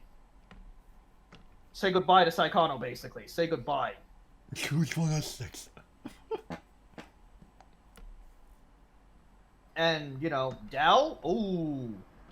Oh, I hope you had fun with Dal, because that's going to exile too. Basically, You're forcing people to rotate out their decks quickly. Yep. Well, I'm not forcing them. Well, let me rephrase it. In order to remain competitive, you need to play something different every 6 months. Correct. You do not get to be a one-trick pony in this game. Correct. And man, that's slower than Wizards. Wizards is every quarter. Wizards is every bloody quarter. I at least give you 6 months. And if you don't like it, go away, please. I'm like, don't like it, don't play it. I'm like, I don't care about your complaints. Right, I think Blizzard only just does it because they want to preserve the integrity of being able to choose your favorite title and not have to worry about having to switch between titles too often. Because that could be discouraging for more casual players, right? Casual players don't have to follow the ban list. If it's between casual play, who cares about the ban list? Well, it's more of, again, Gavin, sometimes the only time that a casual player can play is in a sanctioned environment. What? That makes no sense, dude. Okay. It makes sense in let's say you are in you follow Weiss Schwarz, but you're in Montana. Okay, let's say you're in Billings, for example. And your only place to really play Weiss Schwarz is either go very, very far away to a local, which you probably wouldn't do, or you wait until the next regional. Well, considering there are no regionals in Billings, you travel, but it's more it's easier to justify a trip to a regional than to justify a frequent trip to not that much closer locals, right? So in the Billings example, I would imagine the majority of their play is going to be kitchen table. At the kitchen table, the ban list doesn't really matter. As long as you and your opponent agree that, the ban list is oppressive. Right, but, people will still want to be able to support, the local scene and stuff, right? Right, so, but at the same time... In order to do that, you gotta abide by sanctioned competitive rules. Not necessarily. Supporting a card shop means you buy product. Or participating in their events, building a community. I mean, yes. If you want to play in competitive play, sure. You have to follow the ban list. The ban list is there for a reason. Right. I know this trend of people that play Bushiroad card games, but they don't live in an area that's accessible to a card shop that sanctions it. So their only opportunity to play the game with in a sanctioned environment is a regional event. And also, you can play sanctioned in a kitchen table at a kitchen table too. There are regionals that are literally held at a kitchen table. So, at the same time, well, you can technically do it. But at the same time, I find that logic kind of weird because, okay, in a casual, if your only opportunity to play this game is at a casual level, then the ban list doesn't matter. the ban list literally doesn't matter.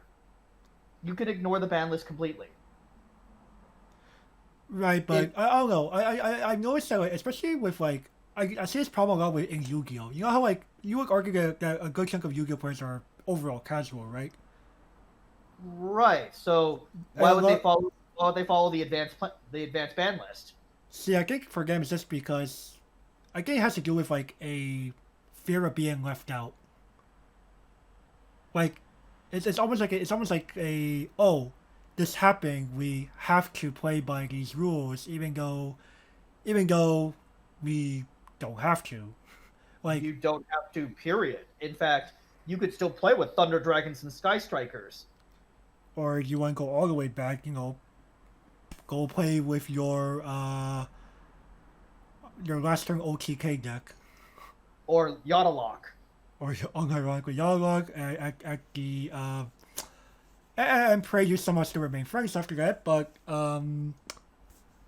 Or like that's the thing. Like in a lot of cards that have restriction lists, like even if you don't play competitively, it's very easy for like even casual players to just think, oh, my deck's been killed, even if they don't really play at tournaments. but my question to them is, does it matter? Like, does it really matter? Because I think the problem is just like I guess the problem is they're afraid of just trying to like ask the question of is it okay if I play with X card or cards in my deck despite them being restricted? Like people just rather pick up the game and play and not have to worry about that. I mean, like, there's a reason why some people prefer the English version of Weiss Schwarz versus the Japanese version because they're like, we don't have to worry about ban lists, even though a ban list technically does exist in English. And yeah, there's also like the weird problem of the Excalibur and Excalibur Morgan in English. Well, I was more talking about the Batman ban. Yeah, yeah, like okay, like there are effectively two different restrictions in English. One comes it's just because there's no such thing as like um there's really no such thing as like furigana in English. Though they actually started to try doing that in Bang Dream Volume 2. And then we have Batman. Yeah. I'm just like, Batman isn't really a problem. But regardless, I'm just going. The ban list. Oh, we'll explain this more in the ban list video. But at the same time, I'm just going. The ban list.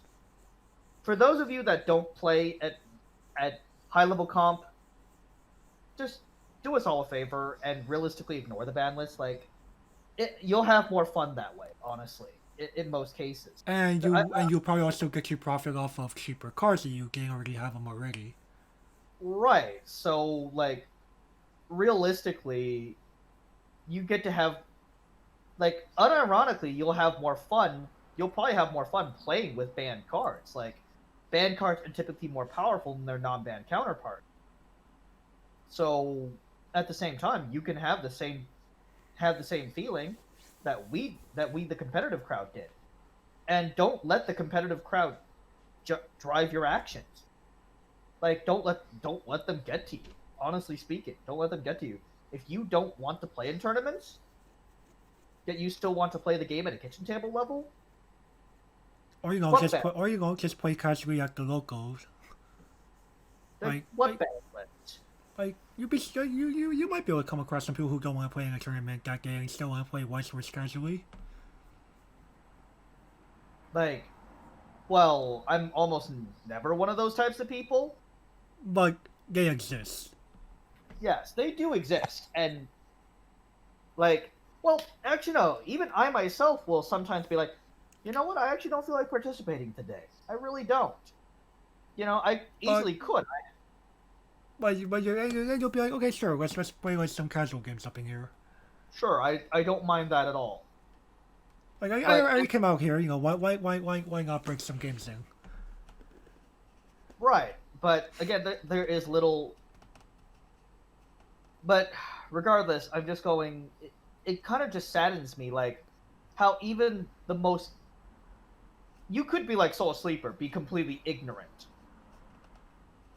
But again, I think he more demonstrates another problem when, like, can you imagine someone that has played for 5 bloody years, has competed in tournaments, does not know the ban list, period, does not know the meta, period. Like, that's more because the person only plays, like, around the times that competitions happen, right? Pretty much, like, he doesn't go to locals. He doesn't do any research on the game, period. Like, he doesn't do any research on the game, like, or how the meta is. Like, but he's been playing for 5 years. I'm like, how do you not know anything? I mean, it could just be like the guy only chooses to play a game like only for like a small period of time during a year. So, no, he plays the game pretty often, actually. Well, to be fair, the game with the Weiss Schwarz restriction list is only, for the most part, just twice a year, right? So, right, it's twice a year, but and at the same time, and for a guy that only plays WGP, the first half of the year doesn't really matter. Probably. Depending if you're early bird or not early bird. The February list could affect him. Could. But maybe it doesn't. But you the know, man is starting to get more and more competitive decks, so yeah, like last year was the first time the ban list actually affected him.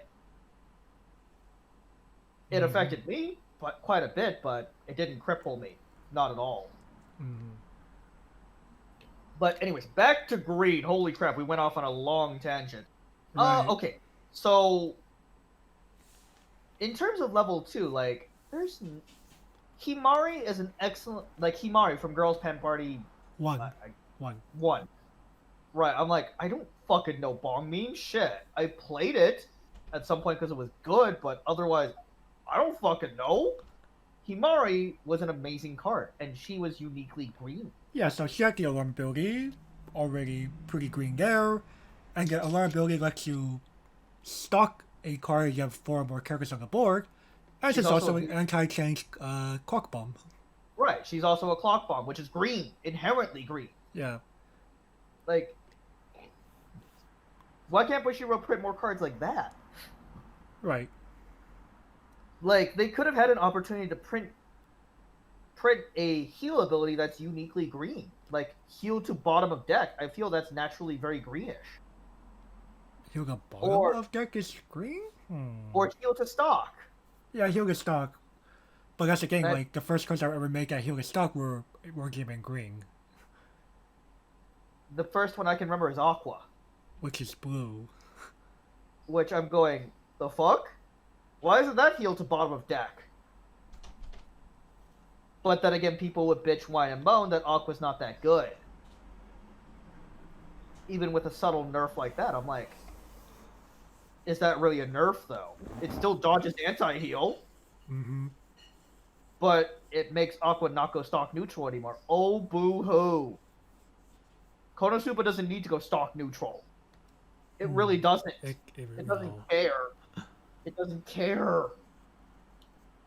But, like, I feel that was a wasted opportunity. Like, does Green really, like, I can't really think of any other, like, Green doesn't really get that many supports either.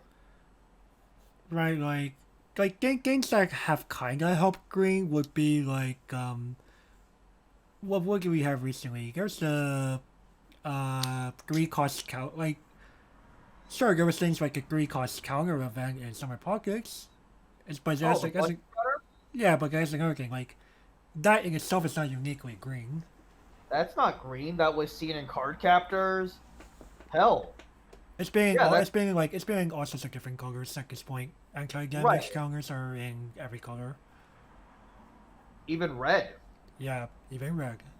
Even red. I think we saw one in Kanokari. That was red. I was like, it's more of green's just lacking. Like the problem, like, especially with the top end, just kind of go like, what incentive is there for me to play to invest into this color in my deck.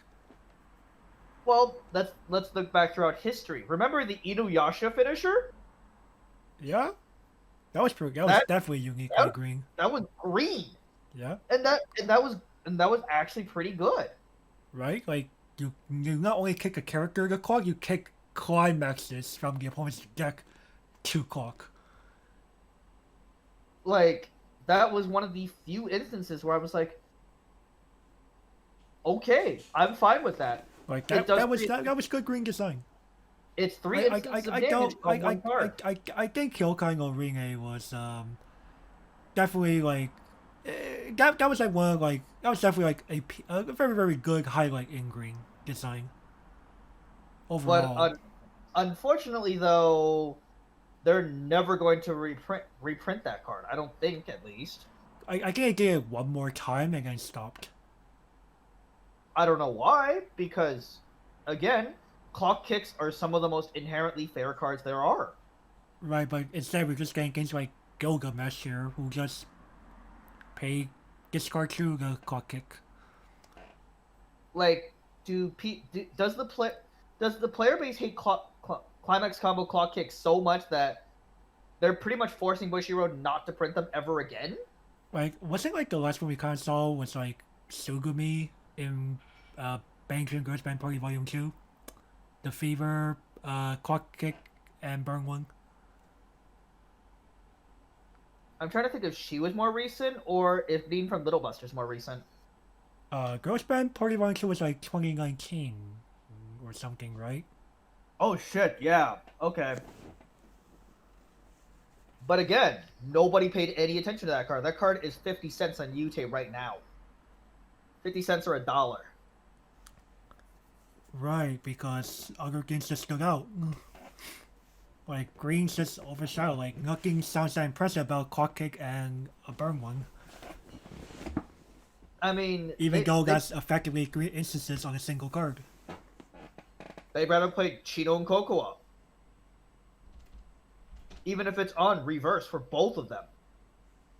I'm like, that's strictly worse than the clock kick burn. The kick is guaranteed. In that case, I'm like, what? And both of them still get wrecked by sack counters anyway. Right. So, legitimately speaking, what is with this community's obsession on and burn?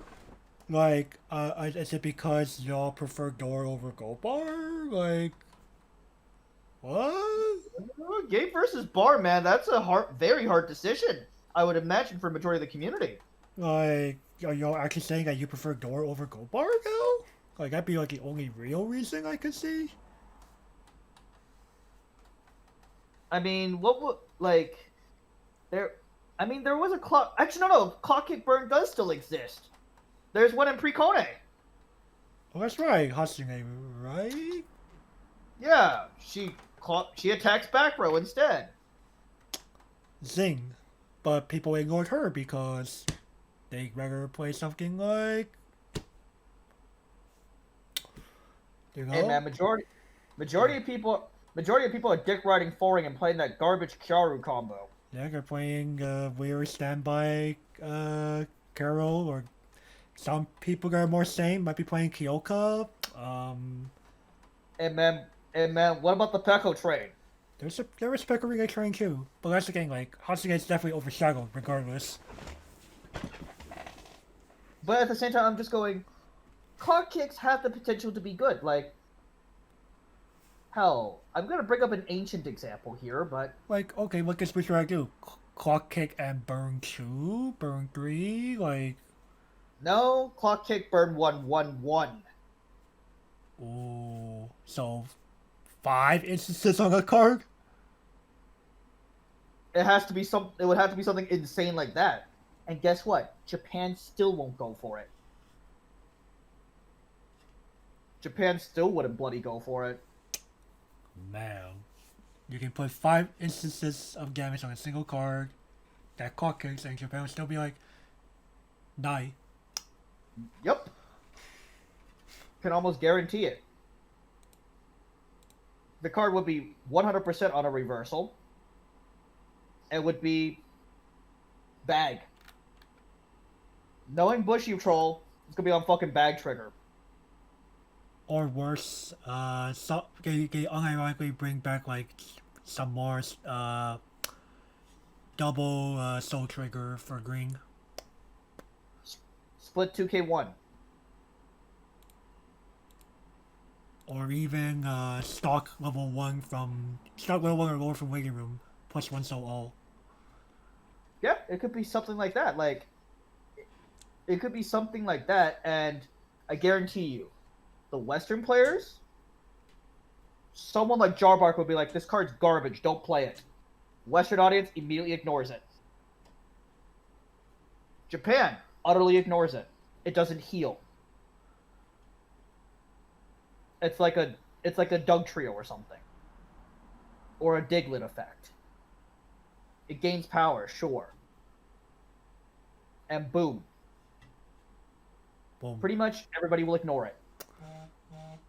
Mm-hmm. Foreign as a whole will just be like, ew, that card's garbage. Why would you play it? And who are you and have you ever tried the card out? Nope. Then how do you know it's garbage? Oh, the quote-unquote professional said so. FR, you're gonna quote the professionals rather than try cards out yourself? Like, have you not thought about this idea that maybe the professionals you really trusted could just sometimes be Trolling? wrong or human? Or trolling your ass? Or just joking, just like they play the card all to themselves and you don't realize its potential? Like, people that tend to parrot these quote-unquote professionals are some of the easiest players to beat. Their decks are extremely predictable. And then they get pissed off when they lose to I lost to a meme deck. No, you lost a deck specifically tech to beat that guy's deck. And how do you think I climbed up 4-0? Huh. I won pretty handedly, too. Or you got lucky. Sure, I got lucky. Well, guess what? Bushiroad doesn't care if that I got lucky. See you on the loop. See you later, boys. I'm gonna advance to the winner's circle. If you know what I mean. But anyways, back to the ancient example I'm gonna bring up. Actually, this will become relevant this year. Gochi Usa. I'm going to refer to one of the three factions, Chia and Shadow. So, anybody who knows anything about that deck knows that there's only a few, there's not that many finisher combos. Its finishing power is very lacking. Some people are playing Chino and Coco. I'm just going, why? Like, the card's not that significant. Chia and Shadow doesn't really produce the resources needed to play that card efficiently. Like, it doesn't kill even in the triples. Like, why would you bother trying to go for a card like that? And majority of people's argument is, well, what else do you have? I'm like, well, you could always stick with the original clock kick. The Chia in a Parker outfit is literally just a clock kick. Climax combo with bar, clock kick. However, it's free. Like, it literally costs you no resources. You can stay compressed. Now, of course, most people are like, ugh, it's just a kick, man. Kicks don't do anything. I'm like, no, kicks are guaranteed damage. And they could potentially kill an opponent. Right, like you direct grade 3, you shoot them, you hit for 3, it's successfully reversed, boom. Easiest win of your life. They're dead. They're like, well, the kicks are vulnerable to sack counters. Okay, sure, go ahead and sack counter. And on top of that, there are far fewer ghosts than you think. Really, man? I see sack counters all the time now. Versus mid-2010s, like argue there's fewer gonna be in play.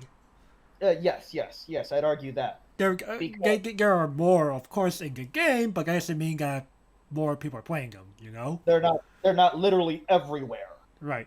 Like, Sure, I can argue why a arm reverse combo that finishes was pretty in the mid 2010s. Nowadays, no, it's not terrible at all, actually. No, like, like you know, just like think about like high tier titles. How many of them actually have access to set counter? Period. Okay, Hold on, hold on, hold on. Quintuplet is one of the few. Hold on, let me look, let me look, let me look. Yeah, Live doesn't have set counter. No, it has Yoshino instead. Nope. Yep, has Yoshino instead. Konosuba does. Yeah, Konosuba does. Charlotte, no. Nope. Da Copa del Segno, yes. So, let's see here. SMP, yes. Love Live Sunshine, no, actually. ReZero has Smug Look. Wait, hold on. Was it the Yohane counter a set counter, or it's not? No. Okay. ReZero, Smug Look. Smug Look, yeah. Adventure Time, no, actually. Albuta, no. Idolmaster Million Life, no. Precone, no, actually. It has Yoshino instead. Rizaya, no, actually. Time I got reincarnated as a slime, no, actually. At least not currently. Bong Meme, help me out on this one, man. Does it? No. Okay, Goblin Slayer, no. Review Starlight has Banana. So out of the top 18 sets, only a third of them have sack counters. Only a third of them do. Mm-hmm. Versus, like, if we go back to, like, mid-2010s, just about every high-tier title had access to sack counter. Yeah, I was about to say, sack counters were literally everywhere. So, yeah, I would argue, at this point in the game, like, Arm Reverse Clock Kick could actually do something. And Chia isn't small either. She's the same power and toughness as everybody else, 11,000. Mm-hmm. I'm talking about a card from 2016. Right. Draw two, ditch one. Climax combo with bar. If your entire board is Chia or Shadow, gain 2,000, base 9K. Like, so basically a clone of Factory Tyrant Hatsune Miku from the first Project Diva set. Yes, except Chia is 12,000, and it can actually survive an onslaught. She does not get destroyed in response. Right. Mm-hmm. She doesn't get so easily destroyed in response. You also that deck also has Musashis and early play heals, but you're probably playing those regardless of the build. But at the same time, I'm just going, why would you discount Chia? Chia isn't terrible. Like, Chia doesn't sound god-awful, does she? No. She's lacking, yes, of course, but at the same time... I think that's the thing. I think it's community just really, really dogs on Clock Kick, period. Because it's only one instance of damage. What's so great about that? It's guaranteed. It's a guaranteed one. What more can you ask for? Not everyone can be killed kind of ring, eh? Mm-hmm. No, Inuyasha is not guaranteed, sir. It's not. Inuyasha is definitely not guaranteed. I'm like, what the fuck? What are you talking about, man? Inuyasha? Guaranteed? You what? But at the same time, I just go... Like, what would you give Chia nowadays using the scale? Probably a playable minus. Yeah, same. Playable minus. Like, it's still worth considering. And this is a card from 5 years ago. And some cards are just simply not robust. Like, that's the thing. Like, what happened to, like, those days of green? The card is extremely simple. Like, is great design, honestly. It's correct in terms of green. It's reliable, too. It's actually pretty reliable. Like, if you can get that reversal off, yeah. She does exactly what she says on the fucking tin, man. Not, like... like, Bushiroad is trying to return back to, like, even Hatsune. Hatsune is a good card! Why are people ignoring her? Like, oh my god, it gives me a fucking headache when I see Like, Kyoru? FR? What the fuck? Like, you'd rather play Kyoru over fucking Hatsune? What's wrong with you? Hello? Like, unironically, Hatsune can deal with Kyoru. Like, I don't know, man. Can you explain it to me? Again, I guess that's more to do with the fact that I think the Carol problem has more to do with the fact that it's just on standby and people like ride on the coattails of standby too hard. It's like they fucking dick righted or something. Shit. I like to avoid using that term personally, but okay. Well, That's okay, why I we guess can edit that's why I use the term riding on coattails. Oh, okay, we can edit that one out. But like fucking, oh my god, dude, like it angers me because I'm just like, hello, like the other green finisher in Precone is just on attack burn 2. Like FR Bushy, FR. That's a red ability, not green. Shit. I'd rather see Hatsune be the fucking double rare.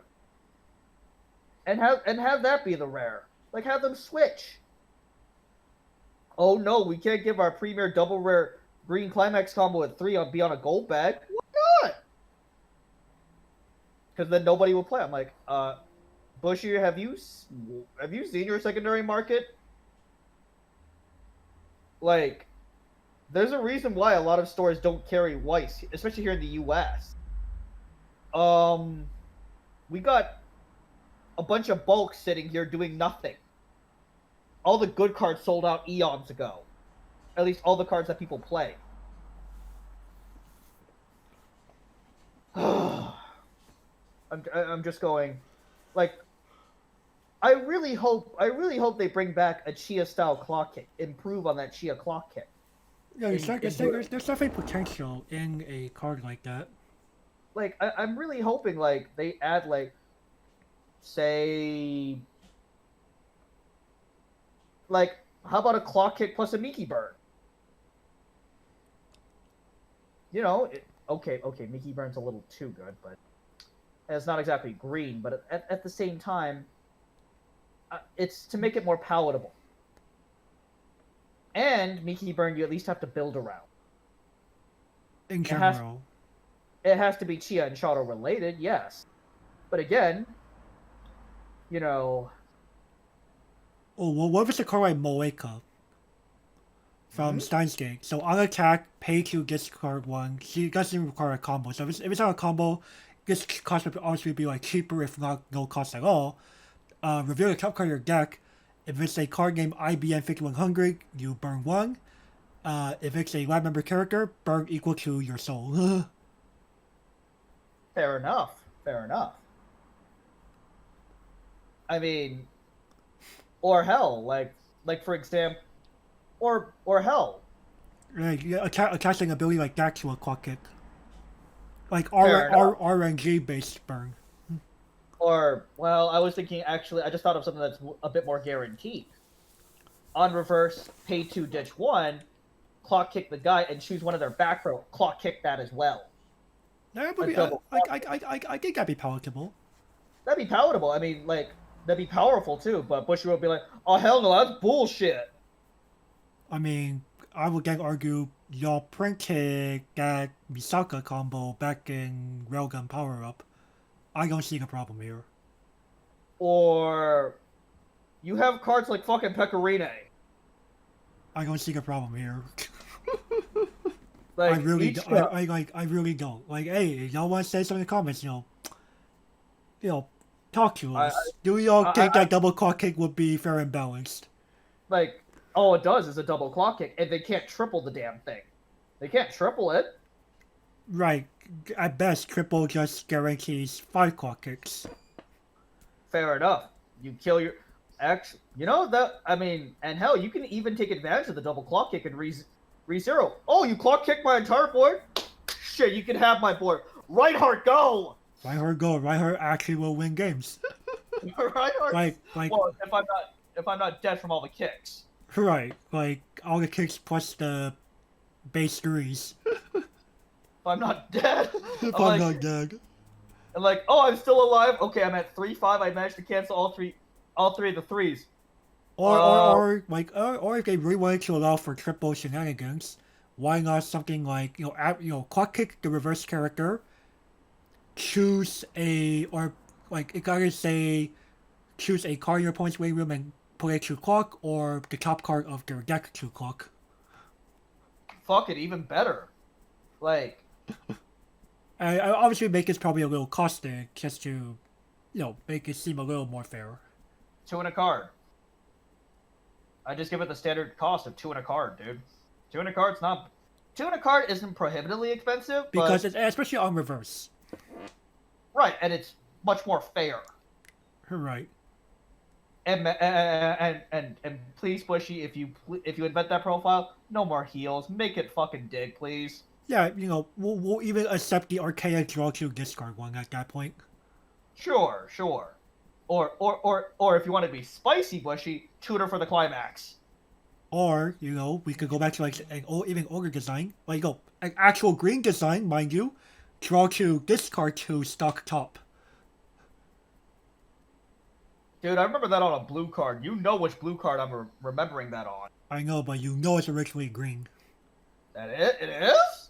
What do you think was the first card that had it? I don't know, man. Remember, I came into this game hella late. It's Resonating Diva Hatsune Miku from Project Diva F2. Who? Oh my lord. It's the not so good early play. Oh, you mean that garbage card? Yeah. Sorry, man, but nobody plays that card. There's a reason why I don't know it. And man, all I remember from Diva is dig through time shenanigans. Right, I'm just saying that this was originally a green thing. Oh, okay. Doesn't sound very good. Power and toughness? Condition? It was 6 or more climaxes in waiting room for early play. Power. She starts out as I believe she starts out as a 10k, gets 1,000 with 3 or more other on board. Oh, she doesn't sound so bad. Right. Like, she goes stock neutral on a turn you play her. And 6 or more, that's pretty easy in Diva, unironically. Right, because you play Geku time. Yeah, I'll say, oh, I dug through time like 500 times. Like 500 times. But yeah, like, FR Bushy, there are ways of making clock kicks very viable. Right, and Please. still, and make her ability, make her on play ability be pretty clean. Or heck, even like, oh, be an interesting design actually for green. What was something like, on play, on play, draw 1, discard 1, and reveal top card of deck. If it's a insert condition here, stock it. Not bad, not bad. Like it's not too big of a dig, but it's still like pretty green. It's still pretty green. Or have a clock swap. Like,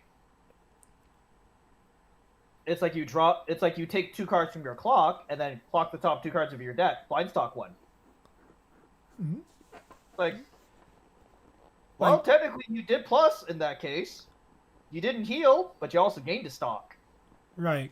Or like maybe another thing I think you could possibly do is, what if they say make a card that goes like, on play discard 2, heal any card from your clock to your hand. Yo, dog, that'd be pretty fucking good. Like, it's very green. It's still pretty fair. You're exchanging 2 cards to get 1 and heal down. So technically you're cantripping here. Right. Well, actually, no, you're negging 1. You're negging 1 to get a heal, and like overall neg 1 to get any card from clock to your hand.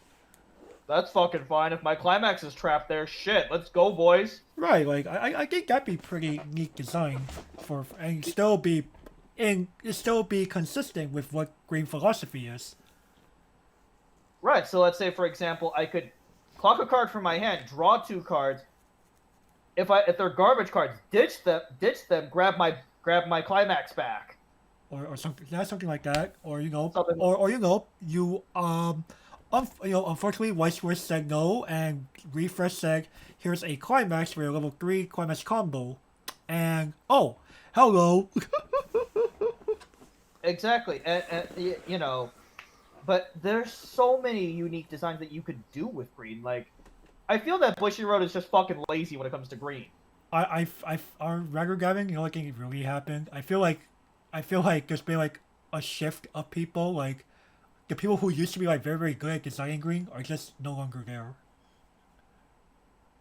So we just have Like we just have the people that. like whoever designed like the kill kind of ring I finisher that we mentioned, it's just gone, couple.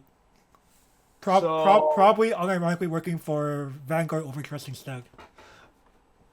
Yo, dog. So can we fire the people that just keep recycling Fugo over and over and over and over and over, and over again? Can we fire again first, or can we fire the people that make heals on finishers? Both. Or a simple yes would have been fine too.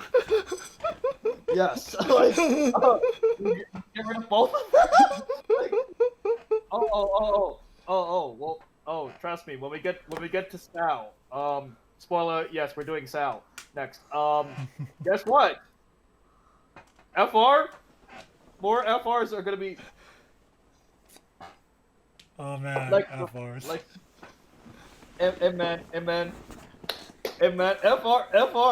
FR is a good way to describe this fucking game majority of the time. Okay, so on to Yoshino. I'm surprised you didn't pick Yotsuma for this one.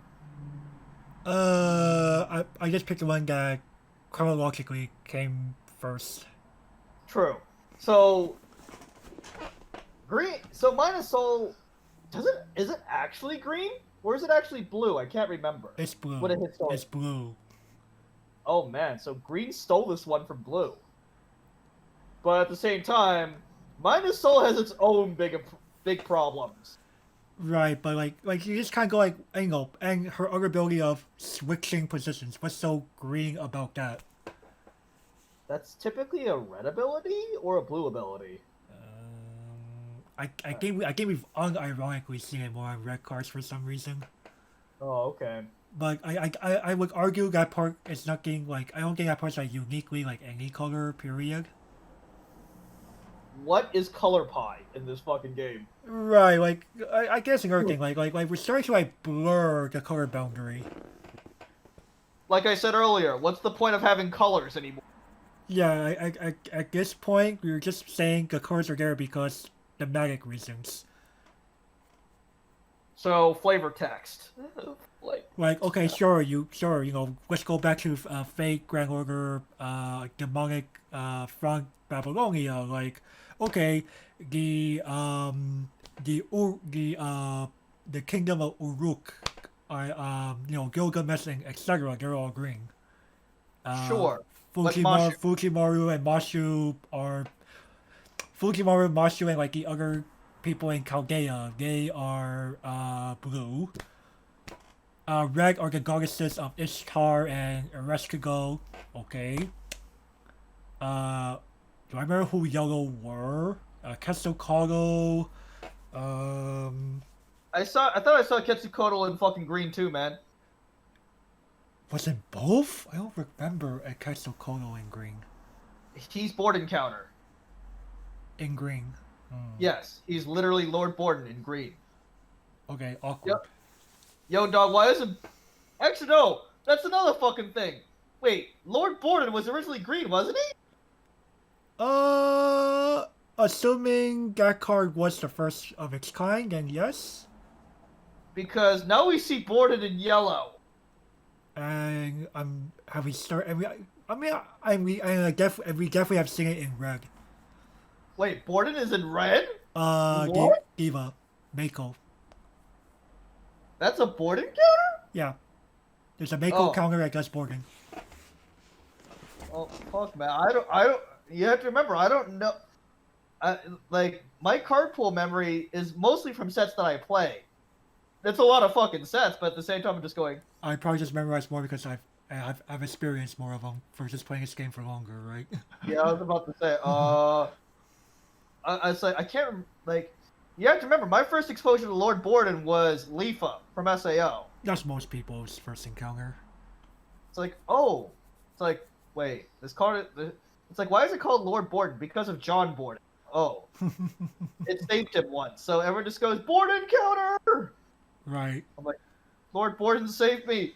Fuck you! Fuck, I died. I died. But regardless, I just go, okay, Yoshino. This card is. I can't remember what I gave this card, but man, it couldn't have been good. I argue probably playable minus at best. Oh man, do I have? Oh man, was it oof?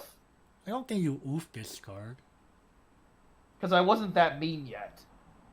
I haven't become that mean yet. Yeah, again, like you were not that intolerant.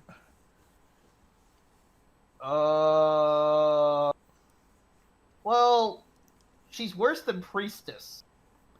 Actually, I'd argue. I'd argue Yoshino is better than Priestess. Yeah, At least it healed you. Well, Priestess is a potential for a -3, dude. Wait, you said Yoshino heals? I think so. No, okay. So she's in early play with two or fewer requirements in waiting room, requirements Sure. combo, soul reduction.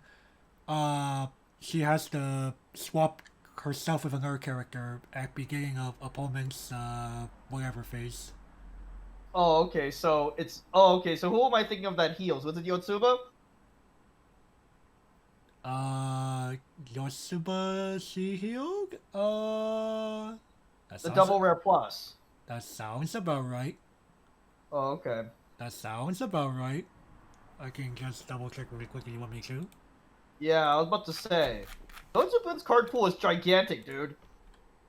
It's gigantic. Like, as people that review the card, like all the cards, like, you remember a lot of them.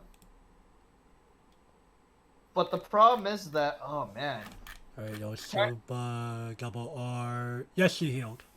Okay, she heals, so. Like, soul reduction is not green. You could have put a clock kick on this and it would have been much better. What would be a good defense? Oh, you know what design I think, like it's obviously like not very good at like level 3 proper, but you know it'd be a very good like climax combo that'll be good at 2. Mm-hmm. Summon from clock. Oh yeah, that'd be pretty good actually. Like we've seen it before in level 3s, but those are strictly you bring them out in level 3, and that's why they're not good. But if you could get an early play that clock summons on like a gold bar or something, that'd be pretty fucking good. Like it wouldn't be unbalanced, I would think. No, because at the same time you're limited to what's in your clock. Right.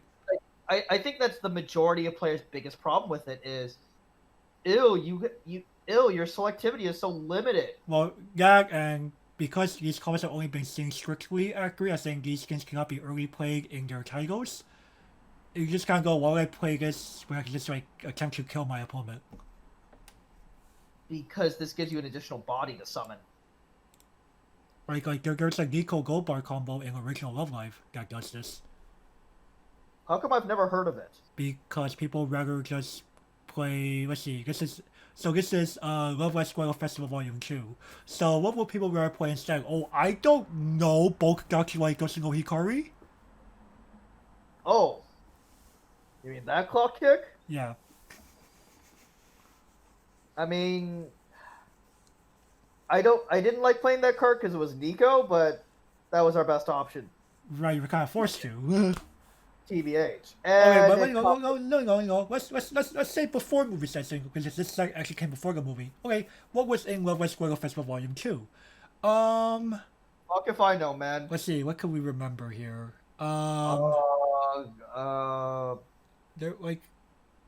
That I that sounds just that sounds kind of awkward. But people would just talk, rather play like talk uh about phobias. yeah, why not just play those?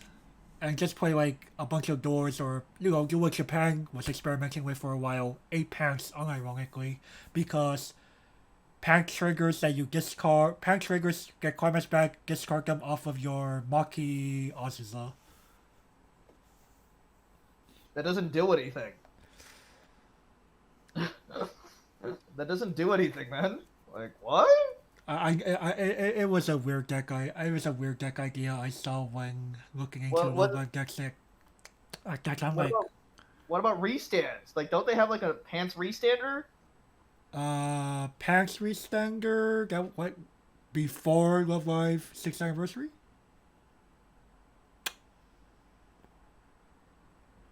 I don't think there was. Like I was, Oh, shoot, I actually need to look up Love Live Spoiler Festival Volume 2 Scarpool. yes. Alright, give me a bit here. We need to Because I'm just going in like you have to remember, I hopped on the Love Live train towards the end of its first. Alright, let's see what level greens were available in just that set alone. So there was the Nozomi Clock Kick that's not getting a combo.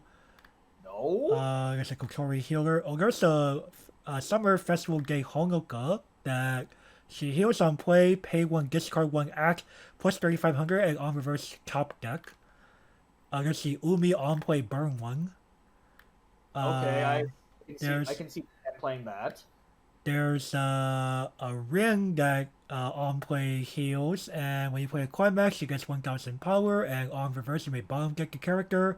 It's just more good for the ring name because you have rings take on Sayaka's Wish from Volume 2. Yep, lovely Oh, right. bell. Oh, actually, you were right. There was a restand, but it was very expensive. It was a pay 3 discard 2 on attack. Ooh. Does it require reversal? No, but it's on attack. So if you get reverse on the way, because you stand on attack with this combo. So how does that even work? Okay, so when you attack and you restand on attack, you're still attacking, but then because you're standing, you get to attack again if you are still standing after that battle. So aka if you're smaller, nope. Exactly. And the Maki here just summons a card that nobody really cares about unless you are a Maki waifu player. Alright, let's just see what Love Live has in overall level 3s before movie and 6th anniversary. We had the Nico Clock Kick standalone. There was the Umi that on attack with the 2K1 salvage. No? We had the Maki early play, draw 2 Dix 1, 6 or more in Climax's in Waiting Room. That doesn't kill people. It doesn't. There's the Kotori Cancel Burn. Are you talking about sheep? Yes. Sheep doesn't do anything. Alright, let's see. We have a ring that can pump soul to herself. Oh, no brand goes Nozomi on attack. Reveal top if it's a music. All your other characters get 1 soul. Okay, now we're going somewhere. Oh, that's right. There was that weird restand 2K1 combo from the extra booster. Does that do anything? It heals on play. On reverse with the 2K1. Pay 2 clock top to restand. Oof. We have the Happy Maker LE clock kick. It's a pay 1 like Nozomi and Spoiler Festival Volume 2. That's not terrible. Let's see here. Oh yeah, Happy Maker Kotori on play, pay 1 to burn 1. Okay, now we're getting somewhere. You're gonna go about Happy Maker Ring, Fumio. Yeah, that's way too good. Yeah, that's pretty much it. There wasn't really that much of a top end back before movie booster. I don't know, man. That Everyone was saying Love Live was one of the best decks in the game. It was more because it just had more because it had good cards before level 3. Oh, okay. And then You just kind of won level 1 in most matchups. it didn't beat toilet paper. it couldn't because toilet paper unironically was bigger or could get bigger on counter. Walls. Yeah. Yeah, so you just lost that matchup period. Hey man, I remember getting smashed by original generation Love Life all the fucking time as toilet paper. But that was more due to inexperience. Right. I should have won the majority of those matchups. Right. Oh. Alright.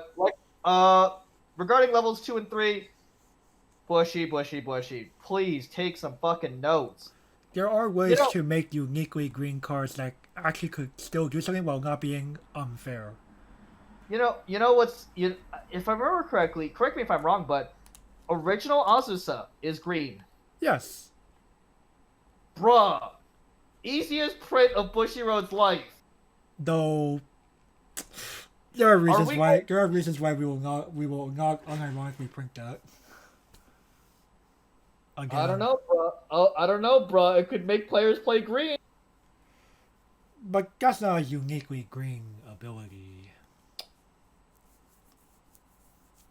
Like We've seen it in every other color. Yeah, Ilya is in blue. Kaoru.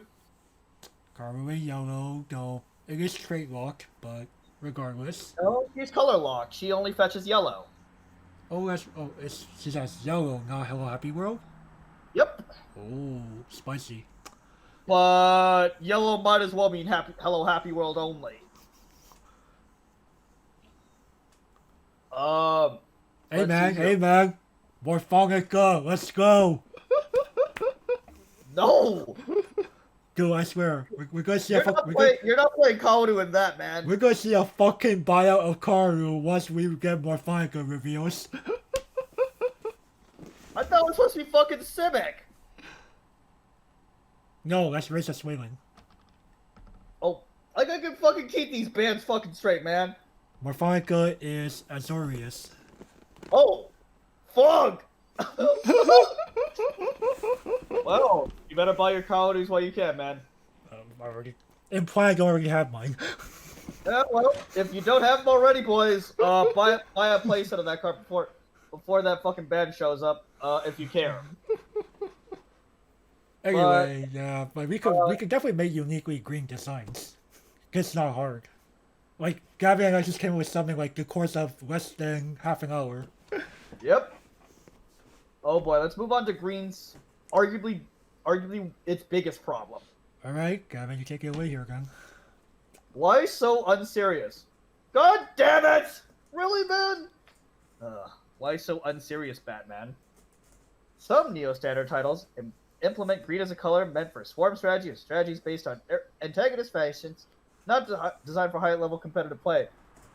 Yo, dog, I recognize 2 of these creatures. Okay, I guess you want to explain those 2, I'll explain the other 2? Yeah, sure, why not? Okay. Okay. Oh, yes. The second one, 001K. It is the Dark Army, boys. That's a clock bomb. It's a level 0 clock bomb. Okay.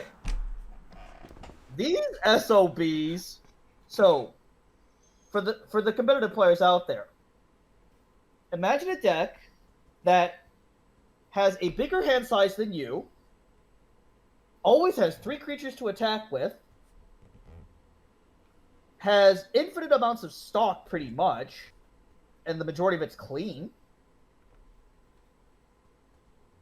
And imagine you never produce reversal targets for your opponent. You will never win board. But you will always have 3 guys to attack with, you can neg 3 every single turn, and you will still have a bigger hand than your opponent. You'll have infinite amounts of stock. And guess what your hand size is at the end of every turn? 7. Like, that sounds like a competitive player's wet dream, doesn't it? Debatably. I wouldn't say for sure. Some people just be like, why would I want to do that? I want to actually win board. Again, it's more of some players, yeah. Some players are like, I want to win board. I'm like, oh, well.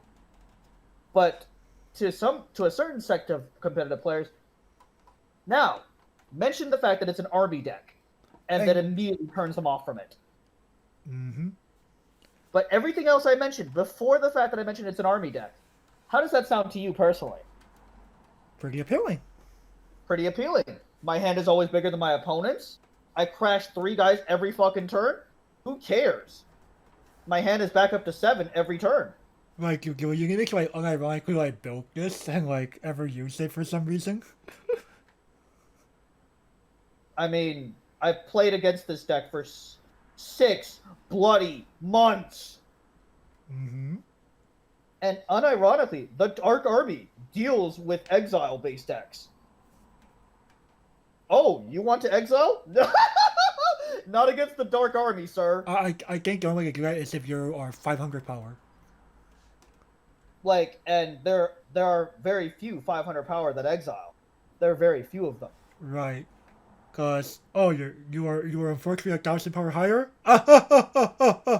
No. No, like the Dark Army, the Dark Army can literally deny Psychono. And the Dark Army is like $30. Like, it's funny is Even your brainstorm that like interacts with this is still cheap. 30 yen. It's funny because like you see like are like the Dark Army cards themselves are like still cheap. I mean. Okay. Imagine a brainstorm that pluses you 2 cards per hit, and is pay 1 is literally Yotsuba check. Stonks. It's literally Yotsuba check that pluses you 2 cards. But your 2 cards are the army card. Imagine hitting 2 climaxes a turn. Stonks. Like, what the fuck? Yeah, you can infinitely crash these guys. Oh wait, for each hit you get 2 of these. Yes. Oh, okay. Like that's how my so it's not like say the red Puyo brainstorm where for each time you hit a red if you hit a red Puyo get any character back from waiting room. No, for each climax you get 2 guys back. Sure, they're shitters, but do you care? No. Right, that's like the problem is unlike to some people, Gavin, people will argue, why am I playing army deck if I don't get guaranteed pluses off my army interacting brainstorm? You'll be so compressed it doesn't matter. Also, the army deck also has events that also shits army cards from your deck directly to the battlefield. Like, there are other ways of getting your army card. Like Right. there are other ways of getting it. You have Yuki combo. Literally, this deck has literally Yuki combo. Text for text. Stonks. The only thing that you're trading out is discard an army card versus discard avatar net. And their finisher, you know Shiho from Million Live? Put her on steroids. So it is mill 3. For each army card, shuffle back in 3 damage per army card milled via the effect. Climax combo on Stock Soul. Completely free. And this is on CX placement. Ooh. Like, that's pretty spicy. Like, that's Shiho on fucking steroid. Why are people ignoring this deck? Because it's an army deck. Oh, really now? Said army deck is a pain in the ass. Like, actually, like, unironically, this deck is a pain in the ass for a lot of level 0 utility, because guess what? A lot of level 0 utility is on death or on reverse now. The Dark Army's like, oh, let me snap your neck. You're going to clocks first, son. In fact, those that gain +1 level, guess what? Actually, I'm going to spoil this. Guess what? The new Kirito from SAO Alicization, he gains +1 level and is a 2/5 on reverse Bize. You're probably thinking, oh, the Dark Army can't bomb it. No, but the Dark Army can also take advantage of Kirito. The Dark Army doesn't care that you can plus Kirito for Eon. You will never mill via Kirito. You'll never mill because he's +1 level. I can't bomb him. So if you're flooded and relying on Kirito to die, the Dark Army just pushes you and pushes you and pushes you. Bear in mind, they turn one on the play for the standard turn one on the play for the Dark Army. 3 guys instantly. You're surrounded instantly. They have no clean cuts. They don't need fucking clean cut. Their brainstorm gives them so many cards. Gives them so many cards throughout the game that it's ridiculous. Like, Soul Sleeper will be like, unironically be like, his hand is 11 cards. Is 11 to 12 cards. My hand's at 6. And I haven't lost a creature all game. And he's crashed 3 lanes. 3 turns in a row. Like, how? Because of the brainstorm. It's because of that brainstorm. Now, how does the Dark Army lose? Force. Specifically Force. But so few sets have Force, it's not a concern. I would wager you will more likely see this than Force in a competitive setting. And this is a $50 pile of firewood to most people. Not even worth considering. But I'm like, you know what? The Dark Army has enough tools. The Dark Army can also wall up too. Imagine 1/1/10/5. Like, what? 1/1/10/5? Yup. Pretty much the only things that can kill them are red level 1 bombs. That's it. Or things like Science Bay. Pretty much, the majority of decks cannot kill these things because they also have a vanilla 1500 counter too. So legitimately speaking, they can match standby card for card. They can unironically fend off standby decks. Nice. Like, what? It requires setup, of course, but at the same time, like, hello? I stood by this creature and I paid for mine. Like, when you make standby decks cry, like, whoa. But, like, Soul Sleeper could potentially do that. But no. Soul Sleeper goes against standby. So, I don't care. Crash, crash, crash. Oh, I triggered Gold Bar. Crash for 2, crash for 2, crash for 2. And just win the damage rates at that point. Yep. The Dark Army excels at winning the damage rate. Like, the Dark... Like I think most players can agree that once you tri-field at 0 with a clean cut, you can't reproduce that turn after turn. It's not at 0, at least. It'd be very hard to reproduce that, wouldn't you say? Yeah, in general. Like, especially if your clean cut got clock bombed. Right. Ooh. Or, let's say Hanamaru fails to jump. Ow. Right. Ooh, she's gone now. Chica Chaser? Not a problem. Bombed. Mm-hmm. And guess what? He's not feeding Orange Mermaid either. Because he goes down with you. Like, that's one of the worst cases for Shalrog. Like, oh shit, I lose all of my level 0 offenses and I have nothing to show for it. That puts you in a bad state. Mm-hmm. Like, and you're playing against a deck that can ironically play Gold Bar. Oh, so you as Shalrog, you just lose your damage rates as a result.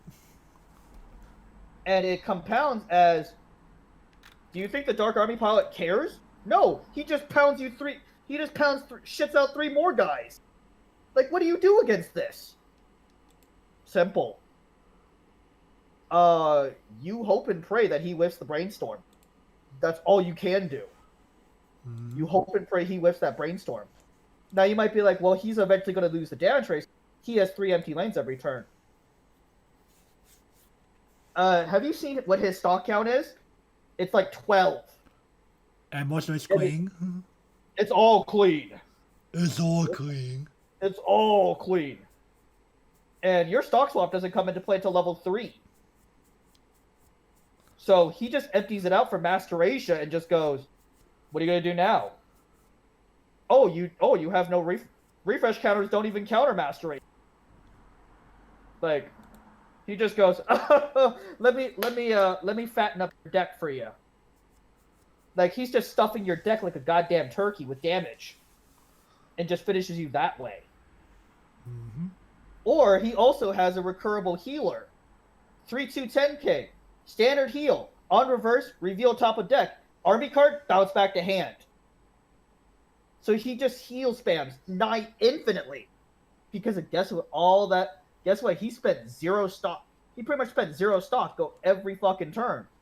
Like, oh Jesus fucking Christ! Like, oh, deck's a fucking nightmare to play against. And guess what? It costs $50. Nobody will play it, and you will never get cucked. When it comes to diversity clause, you'll almost never get cucked. Because who the fuck's playing Chain Chronicle? But regardless, this deck is annoying. PSA, keep this deck in the back of your mind.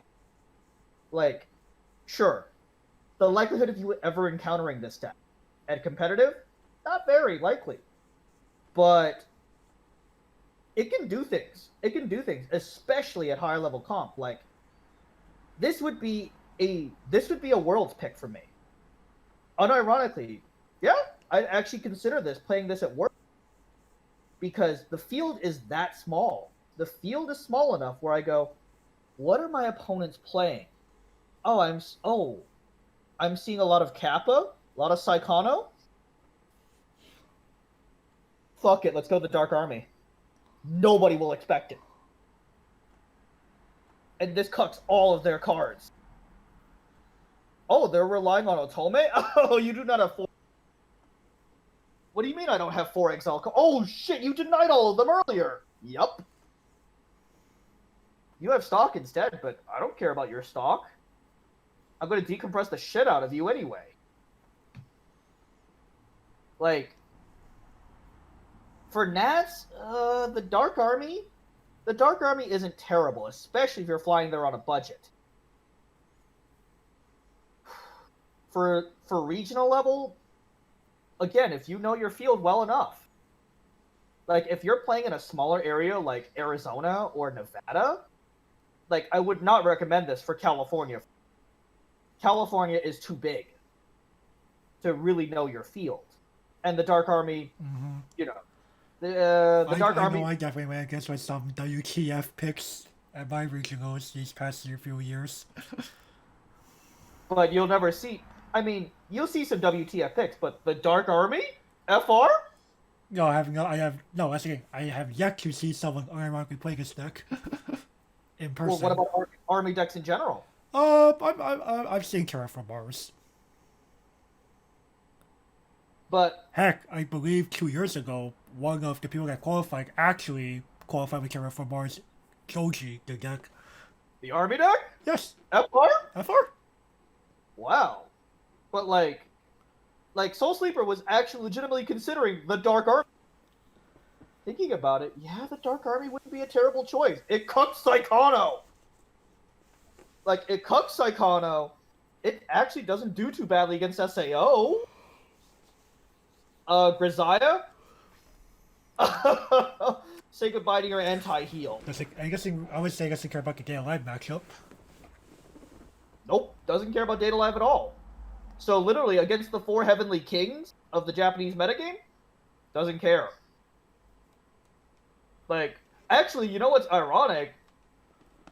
Even if Grisaya could activate anti-heal, Dark Army doesn't care. Its hand is massive. Yeah, unironically discard a heal down. Yeah, he'll pay the heal tax. Oh, you have 2 in exile? It costs me 2 cards to heal? Sure, have them. What?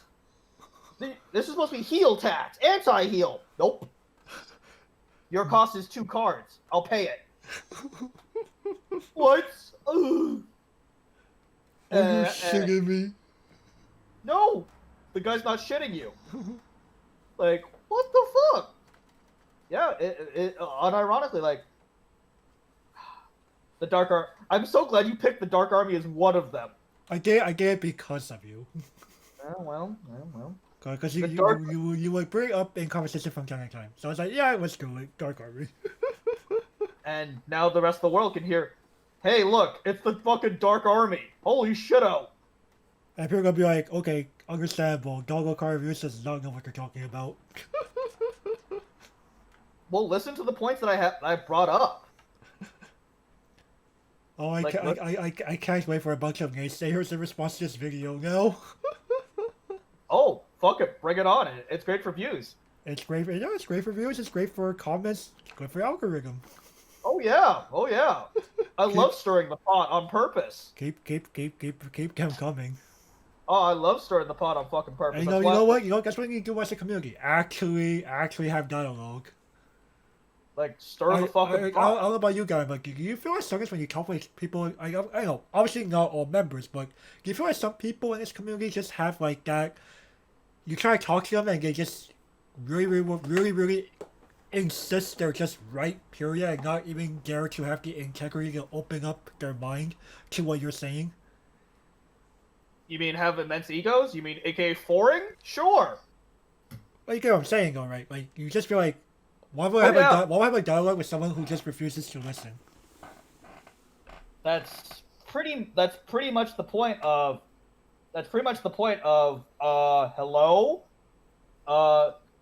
You try discussing this game with foring with a non-meta attitude, like myself. Someone who knows the meta but has a non-meta attitude. Who actually thinks about possibilities, and they'll be like, ignore him. He has no idea what he's talking about. Even though I've proven I know what I'm talking about. Like, Well, you're gonna say, your invites were just, you just got lucky. multiple times? Sure. And I can claim the same for yourself.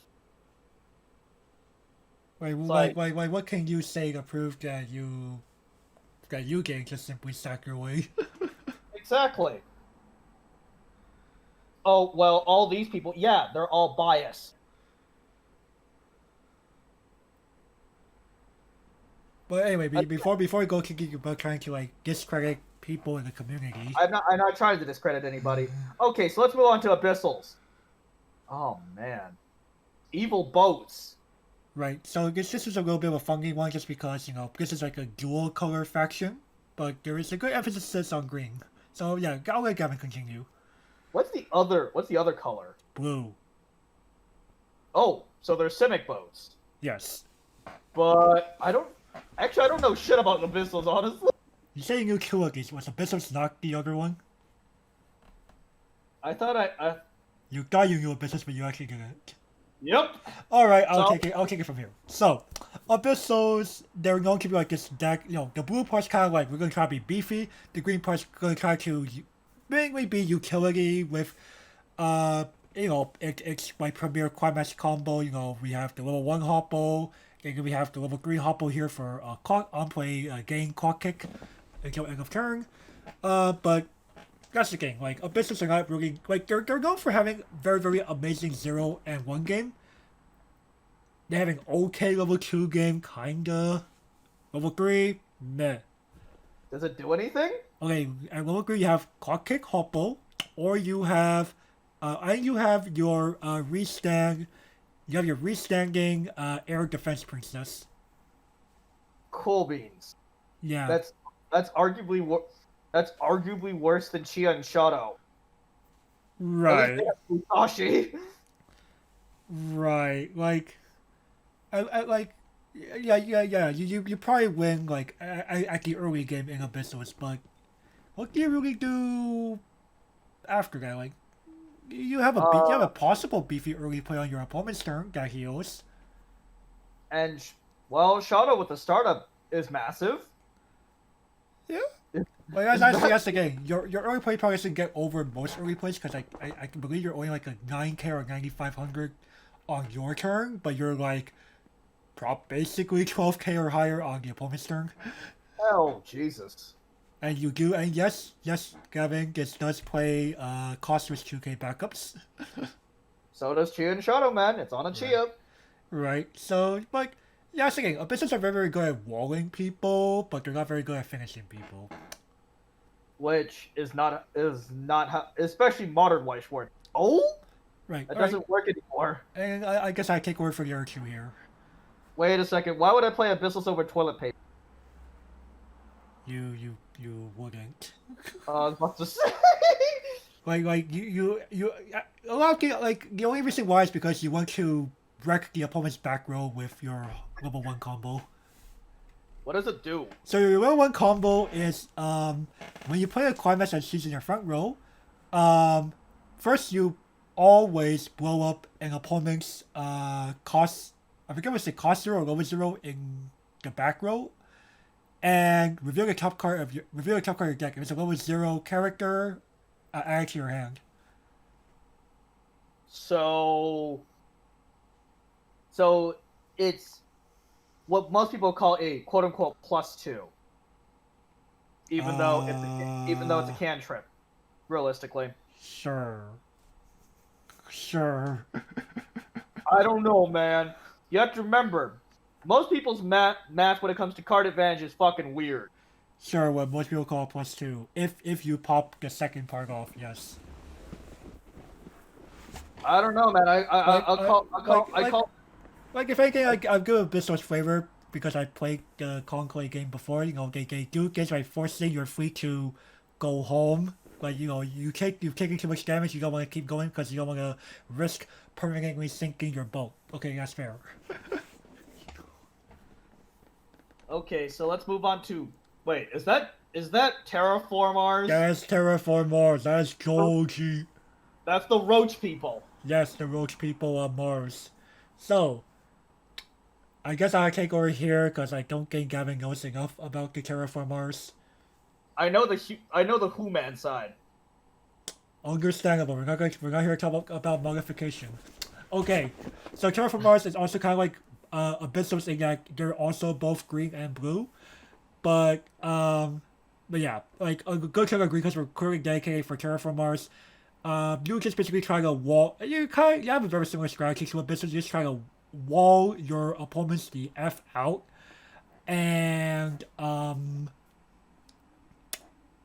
you have a level 2 climax combo that can summon a level 2 from your deck.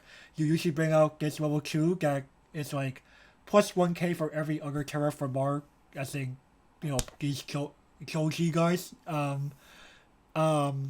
in your card game. So not just the army card, but like because all of them have Terraform Mars in their card game, right?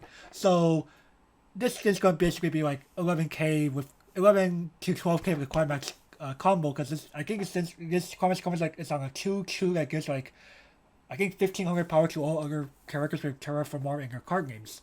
So you bring out this thing and then you clock kick with this thing too. You're very good at wall again. Just like with Abyssals, you're very good at walling off. You have like a way to do additional damage with a clock kick, but that's kind of about it. You don't really have much of a top end. You just get very, very big. Cool. But So the good thing is you have like a 1/2 event that summons 3 copies of this level 1 here from your deck. So that's something going for you. And your only climaxes that you play are the past that I said earlier, that you summon a level 2 or lower Terraform Mars from your deck. And you play a +2 soul. Oh, so the climaxes in Dark Army are a gold bar that goes with Yuki, and the stock soul that goes with Asia. Right. Okay. So yeah, that's the idea. You just just try to like have like these buff bug guys, and Do they do anything? they're big. Like this guy right here, he just gets 500 power for each other copy of this card on the board. Cool. So an army of 7Ks. Armor 7Ks, they can't side, by the way, for obvious reasons. What are they, writers? Well, effectively. hey, we don't need the annoying Gorgon sisters back row, otherwise, oh shit, I lose. No. The annoying part happens when they get to level 2 and they bring out the 2/2 Gobo, or against a Gobo. Oh fuck, how am I supposed to kill these guys? Right, and you're going to bring out their bigger, like clock cake, 5 digits mofos. And you ain't got that set counter, you probably getting clock caked. Shit. Well, where's that stat counter, my man? There's a reason why this thing can actually still perform to this day. Like, few decks having answer to just like deal with like a bunch of bug swarm, and you're playing +2 soul, unironically, and they're playing pants, which means they can recur this +2 soul, and like, and they have a clock kick that's probably just bigger than you, like almost always. Like, you're Sharon. That's cute. You have loves mermaids Ruby. No, she getting clock kicked. Well, I'm like, wait. So how are you recurring? How do you get card advantage in bug people? Your advantage comes from instead of 1/2 event that summons 3 of these guys. Oh, okay. And you also outwall anything. You outwall anything that's not standby. So pretty much the mono blue can awesome. Right, like your blue cards. You don't like most of your cards are. I can't believe a majority of your deck is green. The blue is just really there to play your level 0 army card because those are blue, and pants and the Q2 support to something out your 2/2 green guys. Like, so this has a completely different philosophy. Yeah, different. Dark Army. Yeah. The Dark Army just goes, stand by. Sure, don't care. Right, but even if Terraformar does go up against standby, it just goes, okay, I just clock kick these guys out too. Exactly. And I can deal with the rest of their board. Right. Yes. Ooh, Joe. Ooh, go. Yes, so JoJo. Okay, so this is a very very funky thing. So, you know how like we said earlier that like the for the most part colors seem to be based on like character hair colors. Yep. Not green. Green has a different reason for being here. Green is all of the minor villains in the Golden Wing arc. So we're talking like Formaggio, we're talking Melone, we're talking prosciutto, we're talking risotto like we see here. So like these are a bunch of like very very quirky cards that like could do all sorts of weird abilities. They can interact with the other characters in the title, but like risotto here you go. Let's talk about him. So he has hexproof. On play, he searches for any Golden Wing character and add it to your hand. And when he attacks, you may pay 1, discard 2 to decompress your opponent. Oh no, sorry. Look at up to your top 3 cards of your opponent's deck.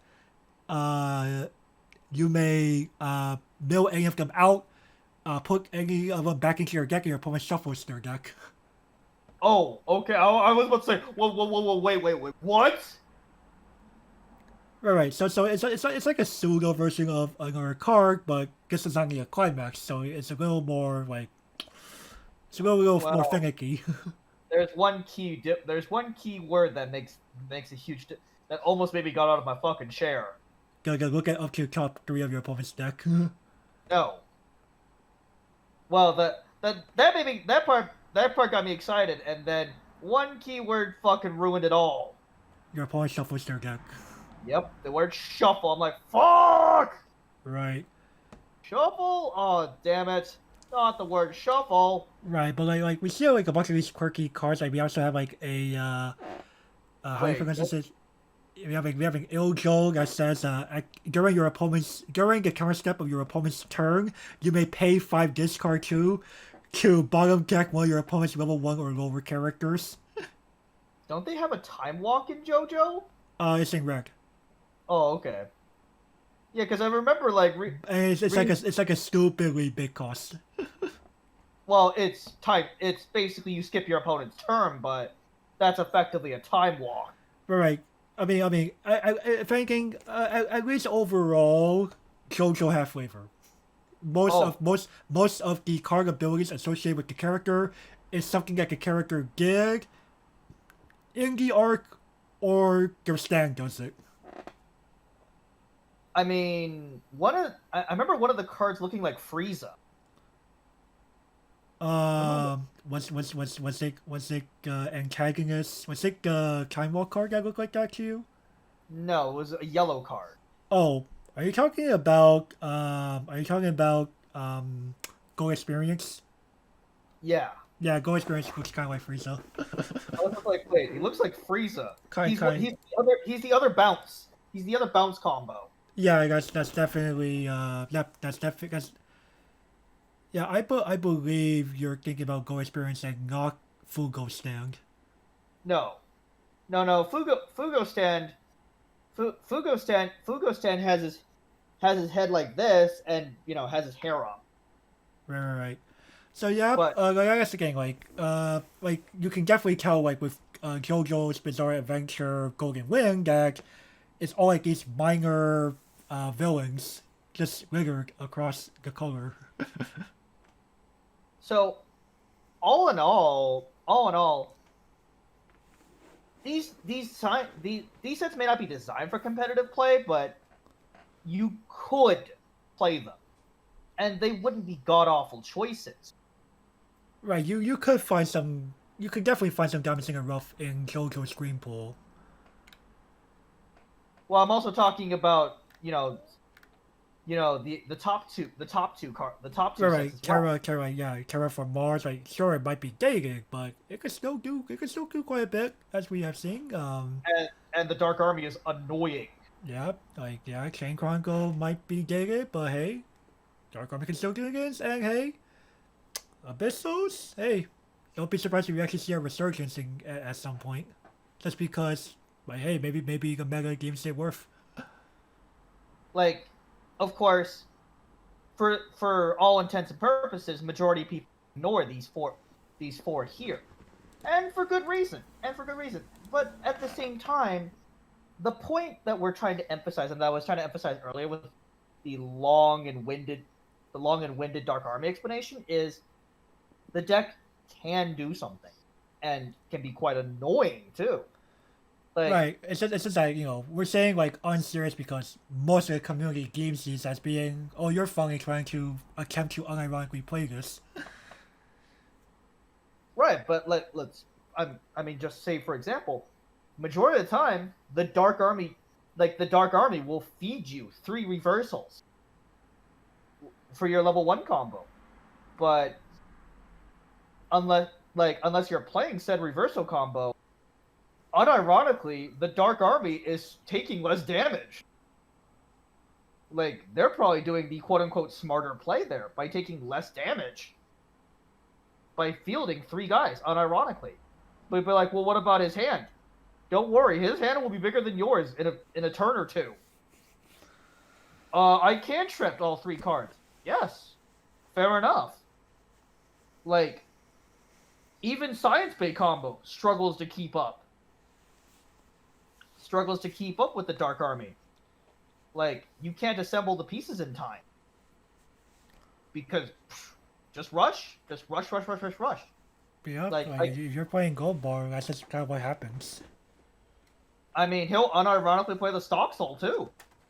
Like, it's these kinds of decks that just make you go, how do I counter this?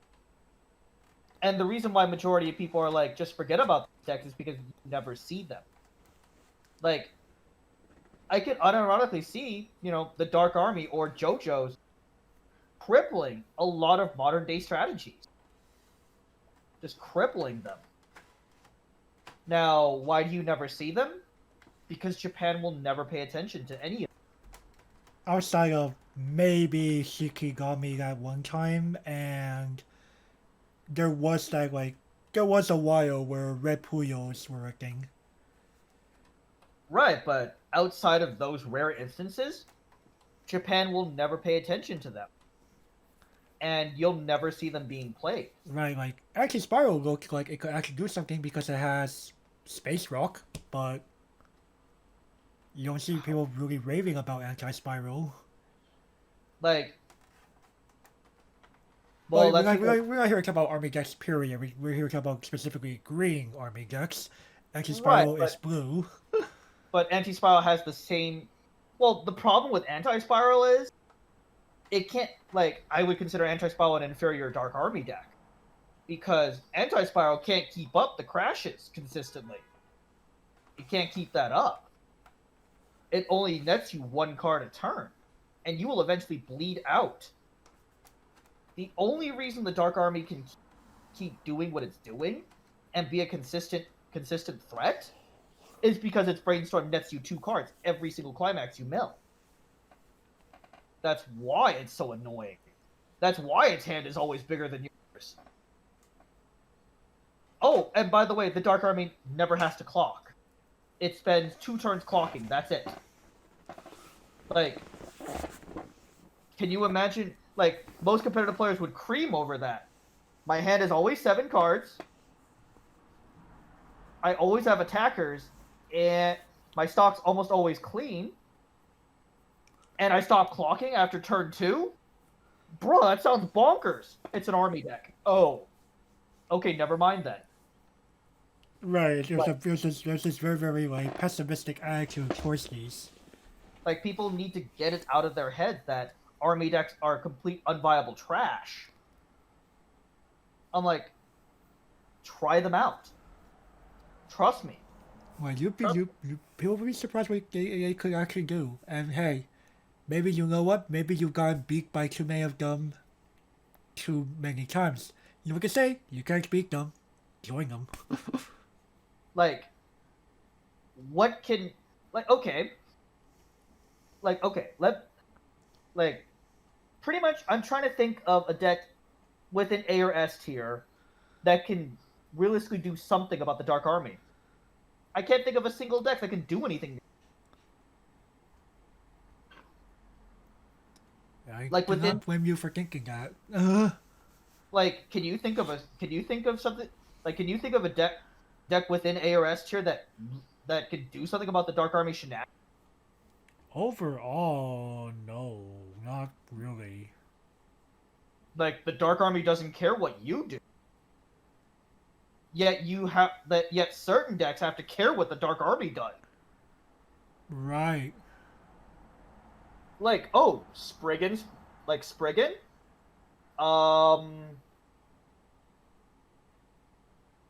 Actually, no. Spriggan's 500 power.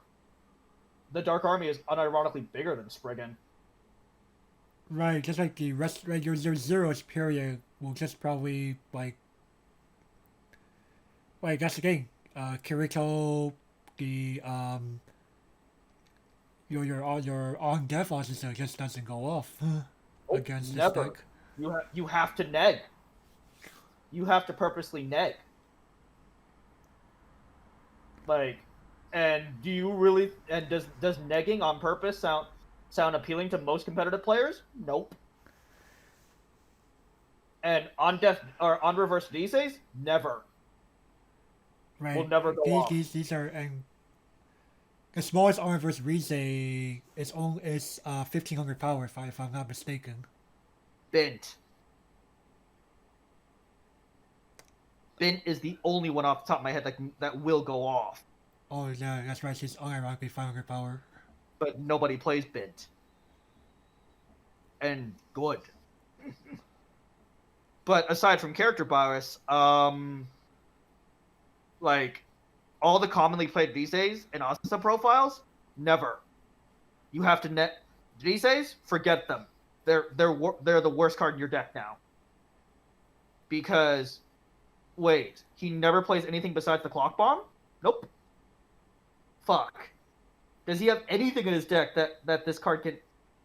Does he have anything in this deck that I can ram the Rize in? Level 3?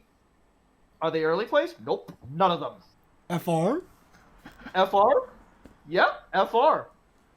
So you're telling me he just legitimately spams these all fucking day? Yep. And why am I suddenly losing the damage rate?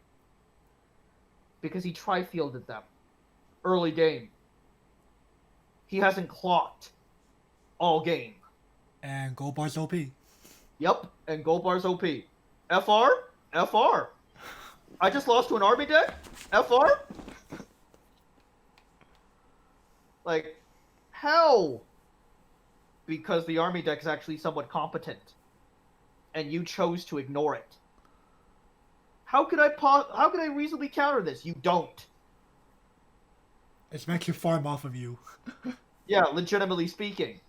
I'm playing a $400 meta deck, and he's playing $50 trash. And you just lost a $50 trash. How does that make you feel? Or rather, what you call trash. Yeah, you just lost a, and the supposed $50 trash just clobbered you. It's like, yeah, whatever, man. Sign your match slip and get lost. Like, you just insulted the guy and just called his deck trash. Like, I swear, dude. You know what's funny is, in Free Fight, everybody that walked past the Dark Arm at Nats a few years ago was legitimately scared of the damn thing. Oh my goodness. They were legitimately scared of the damn thing. Nice. In fact, a few people asked Soul Sleeper, why didn't you just play this for your in the tournament? Soul Sleeper's response, I was legitimately considering it, actually. And I go, yeah, I have to play it against this deck all the time. It's fucking scary, man. It's fucking scary. Like, yo, dog, what? Mm-hmm. Hell, he even clobbered a guy playing Shingeki with this. The Shingeki player was, like, playing on Farming Sleeper for free wins. Nah, bruh. Shingeki got clobbered by this. Why would you get free wins at Free Fight again? People want to fill up their sheet faster. You do know like it's like a tank. Well, I guess in Hammer Girl it's like much harder to do this method that I've seen done at like English regionals of. We'll pretend we played. Oh, and just sign? Yeah. FR, man? FR. We're here to fucking duel at Nats. We're here to duel at Nats, dude. And most of the people that play Free Fire are like, I've already done my share of dueling at the tournament and I've been eliminated. FR? I just want my free promo and ye out of here. Fuck that noise, I'm there to duel. Fuck that noise, I'm there to legitimately... And Soul Sleeper would never do that. He would rather legitimately he'd legitimately rather just play out the duels at that point. But anyway, we're getting off topic. So, any last words about army decks, basically? Green army decks. Don't underestimate them. They can definitely pack a punch.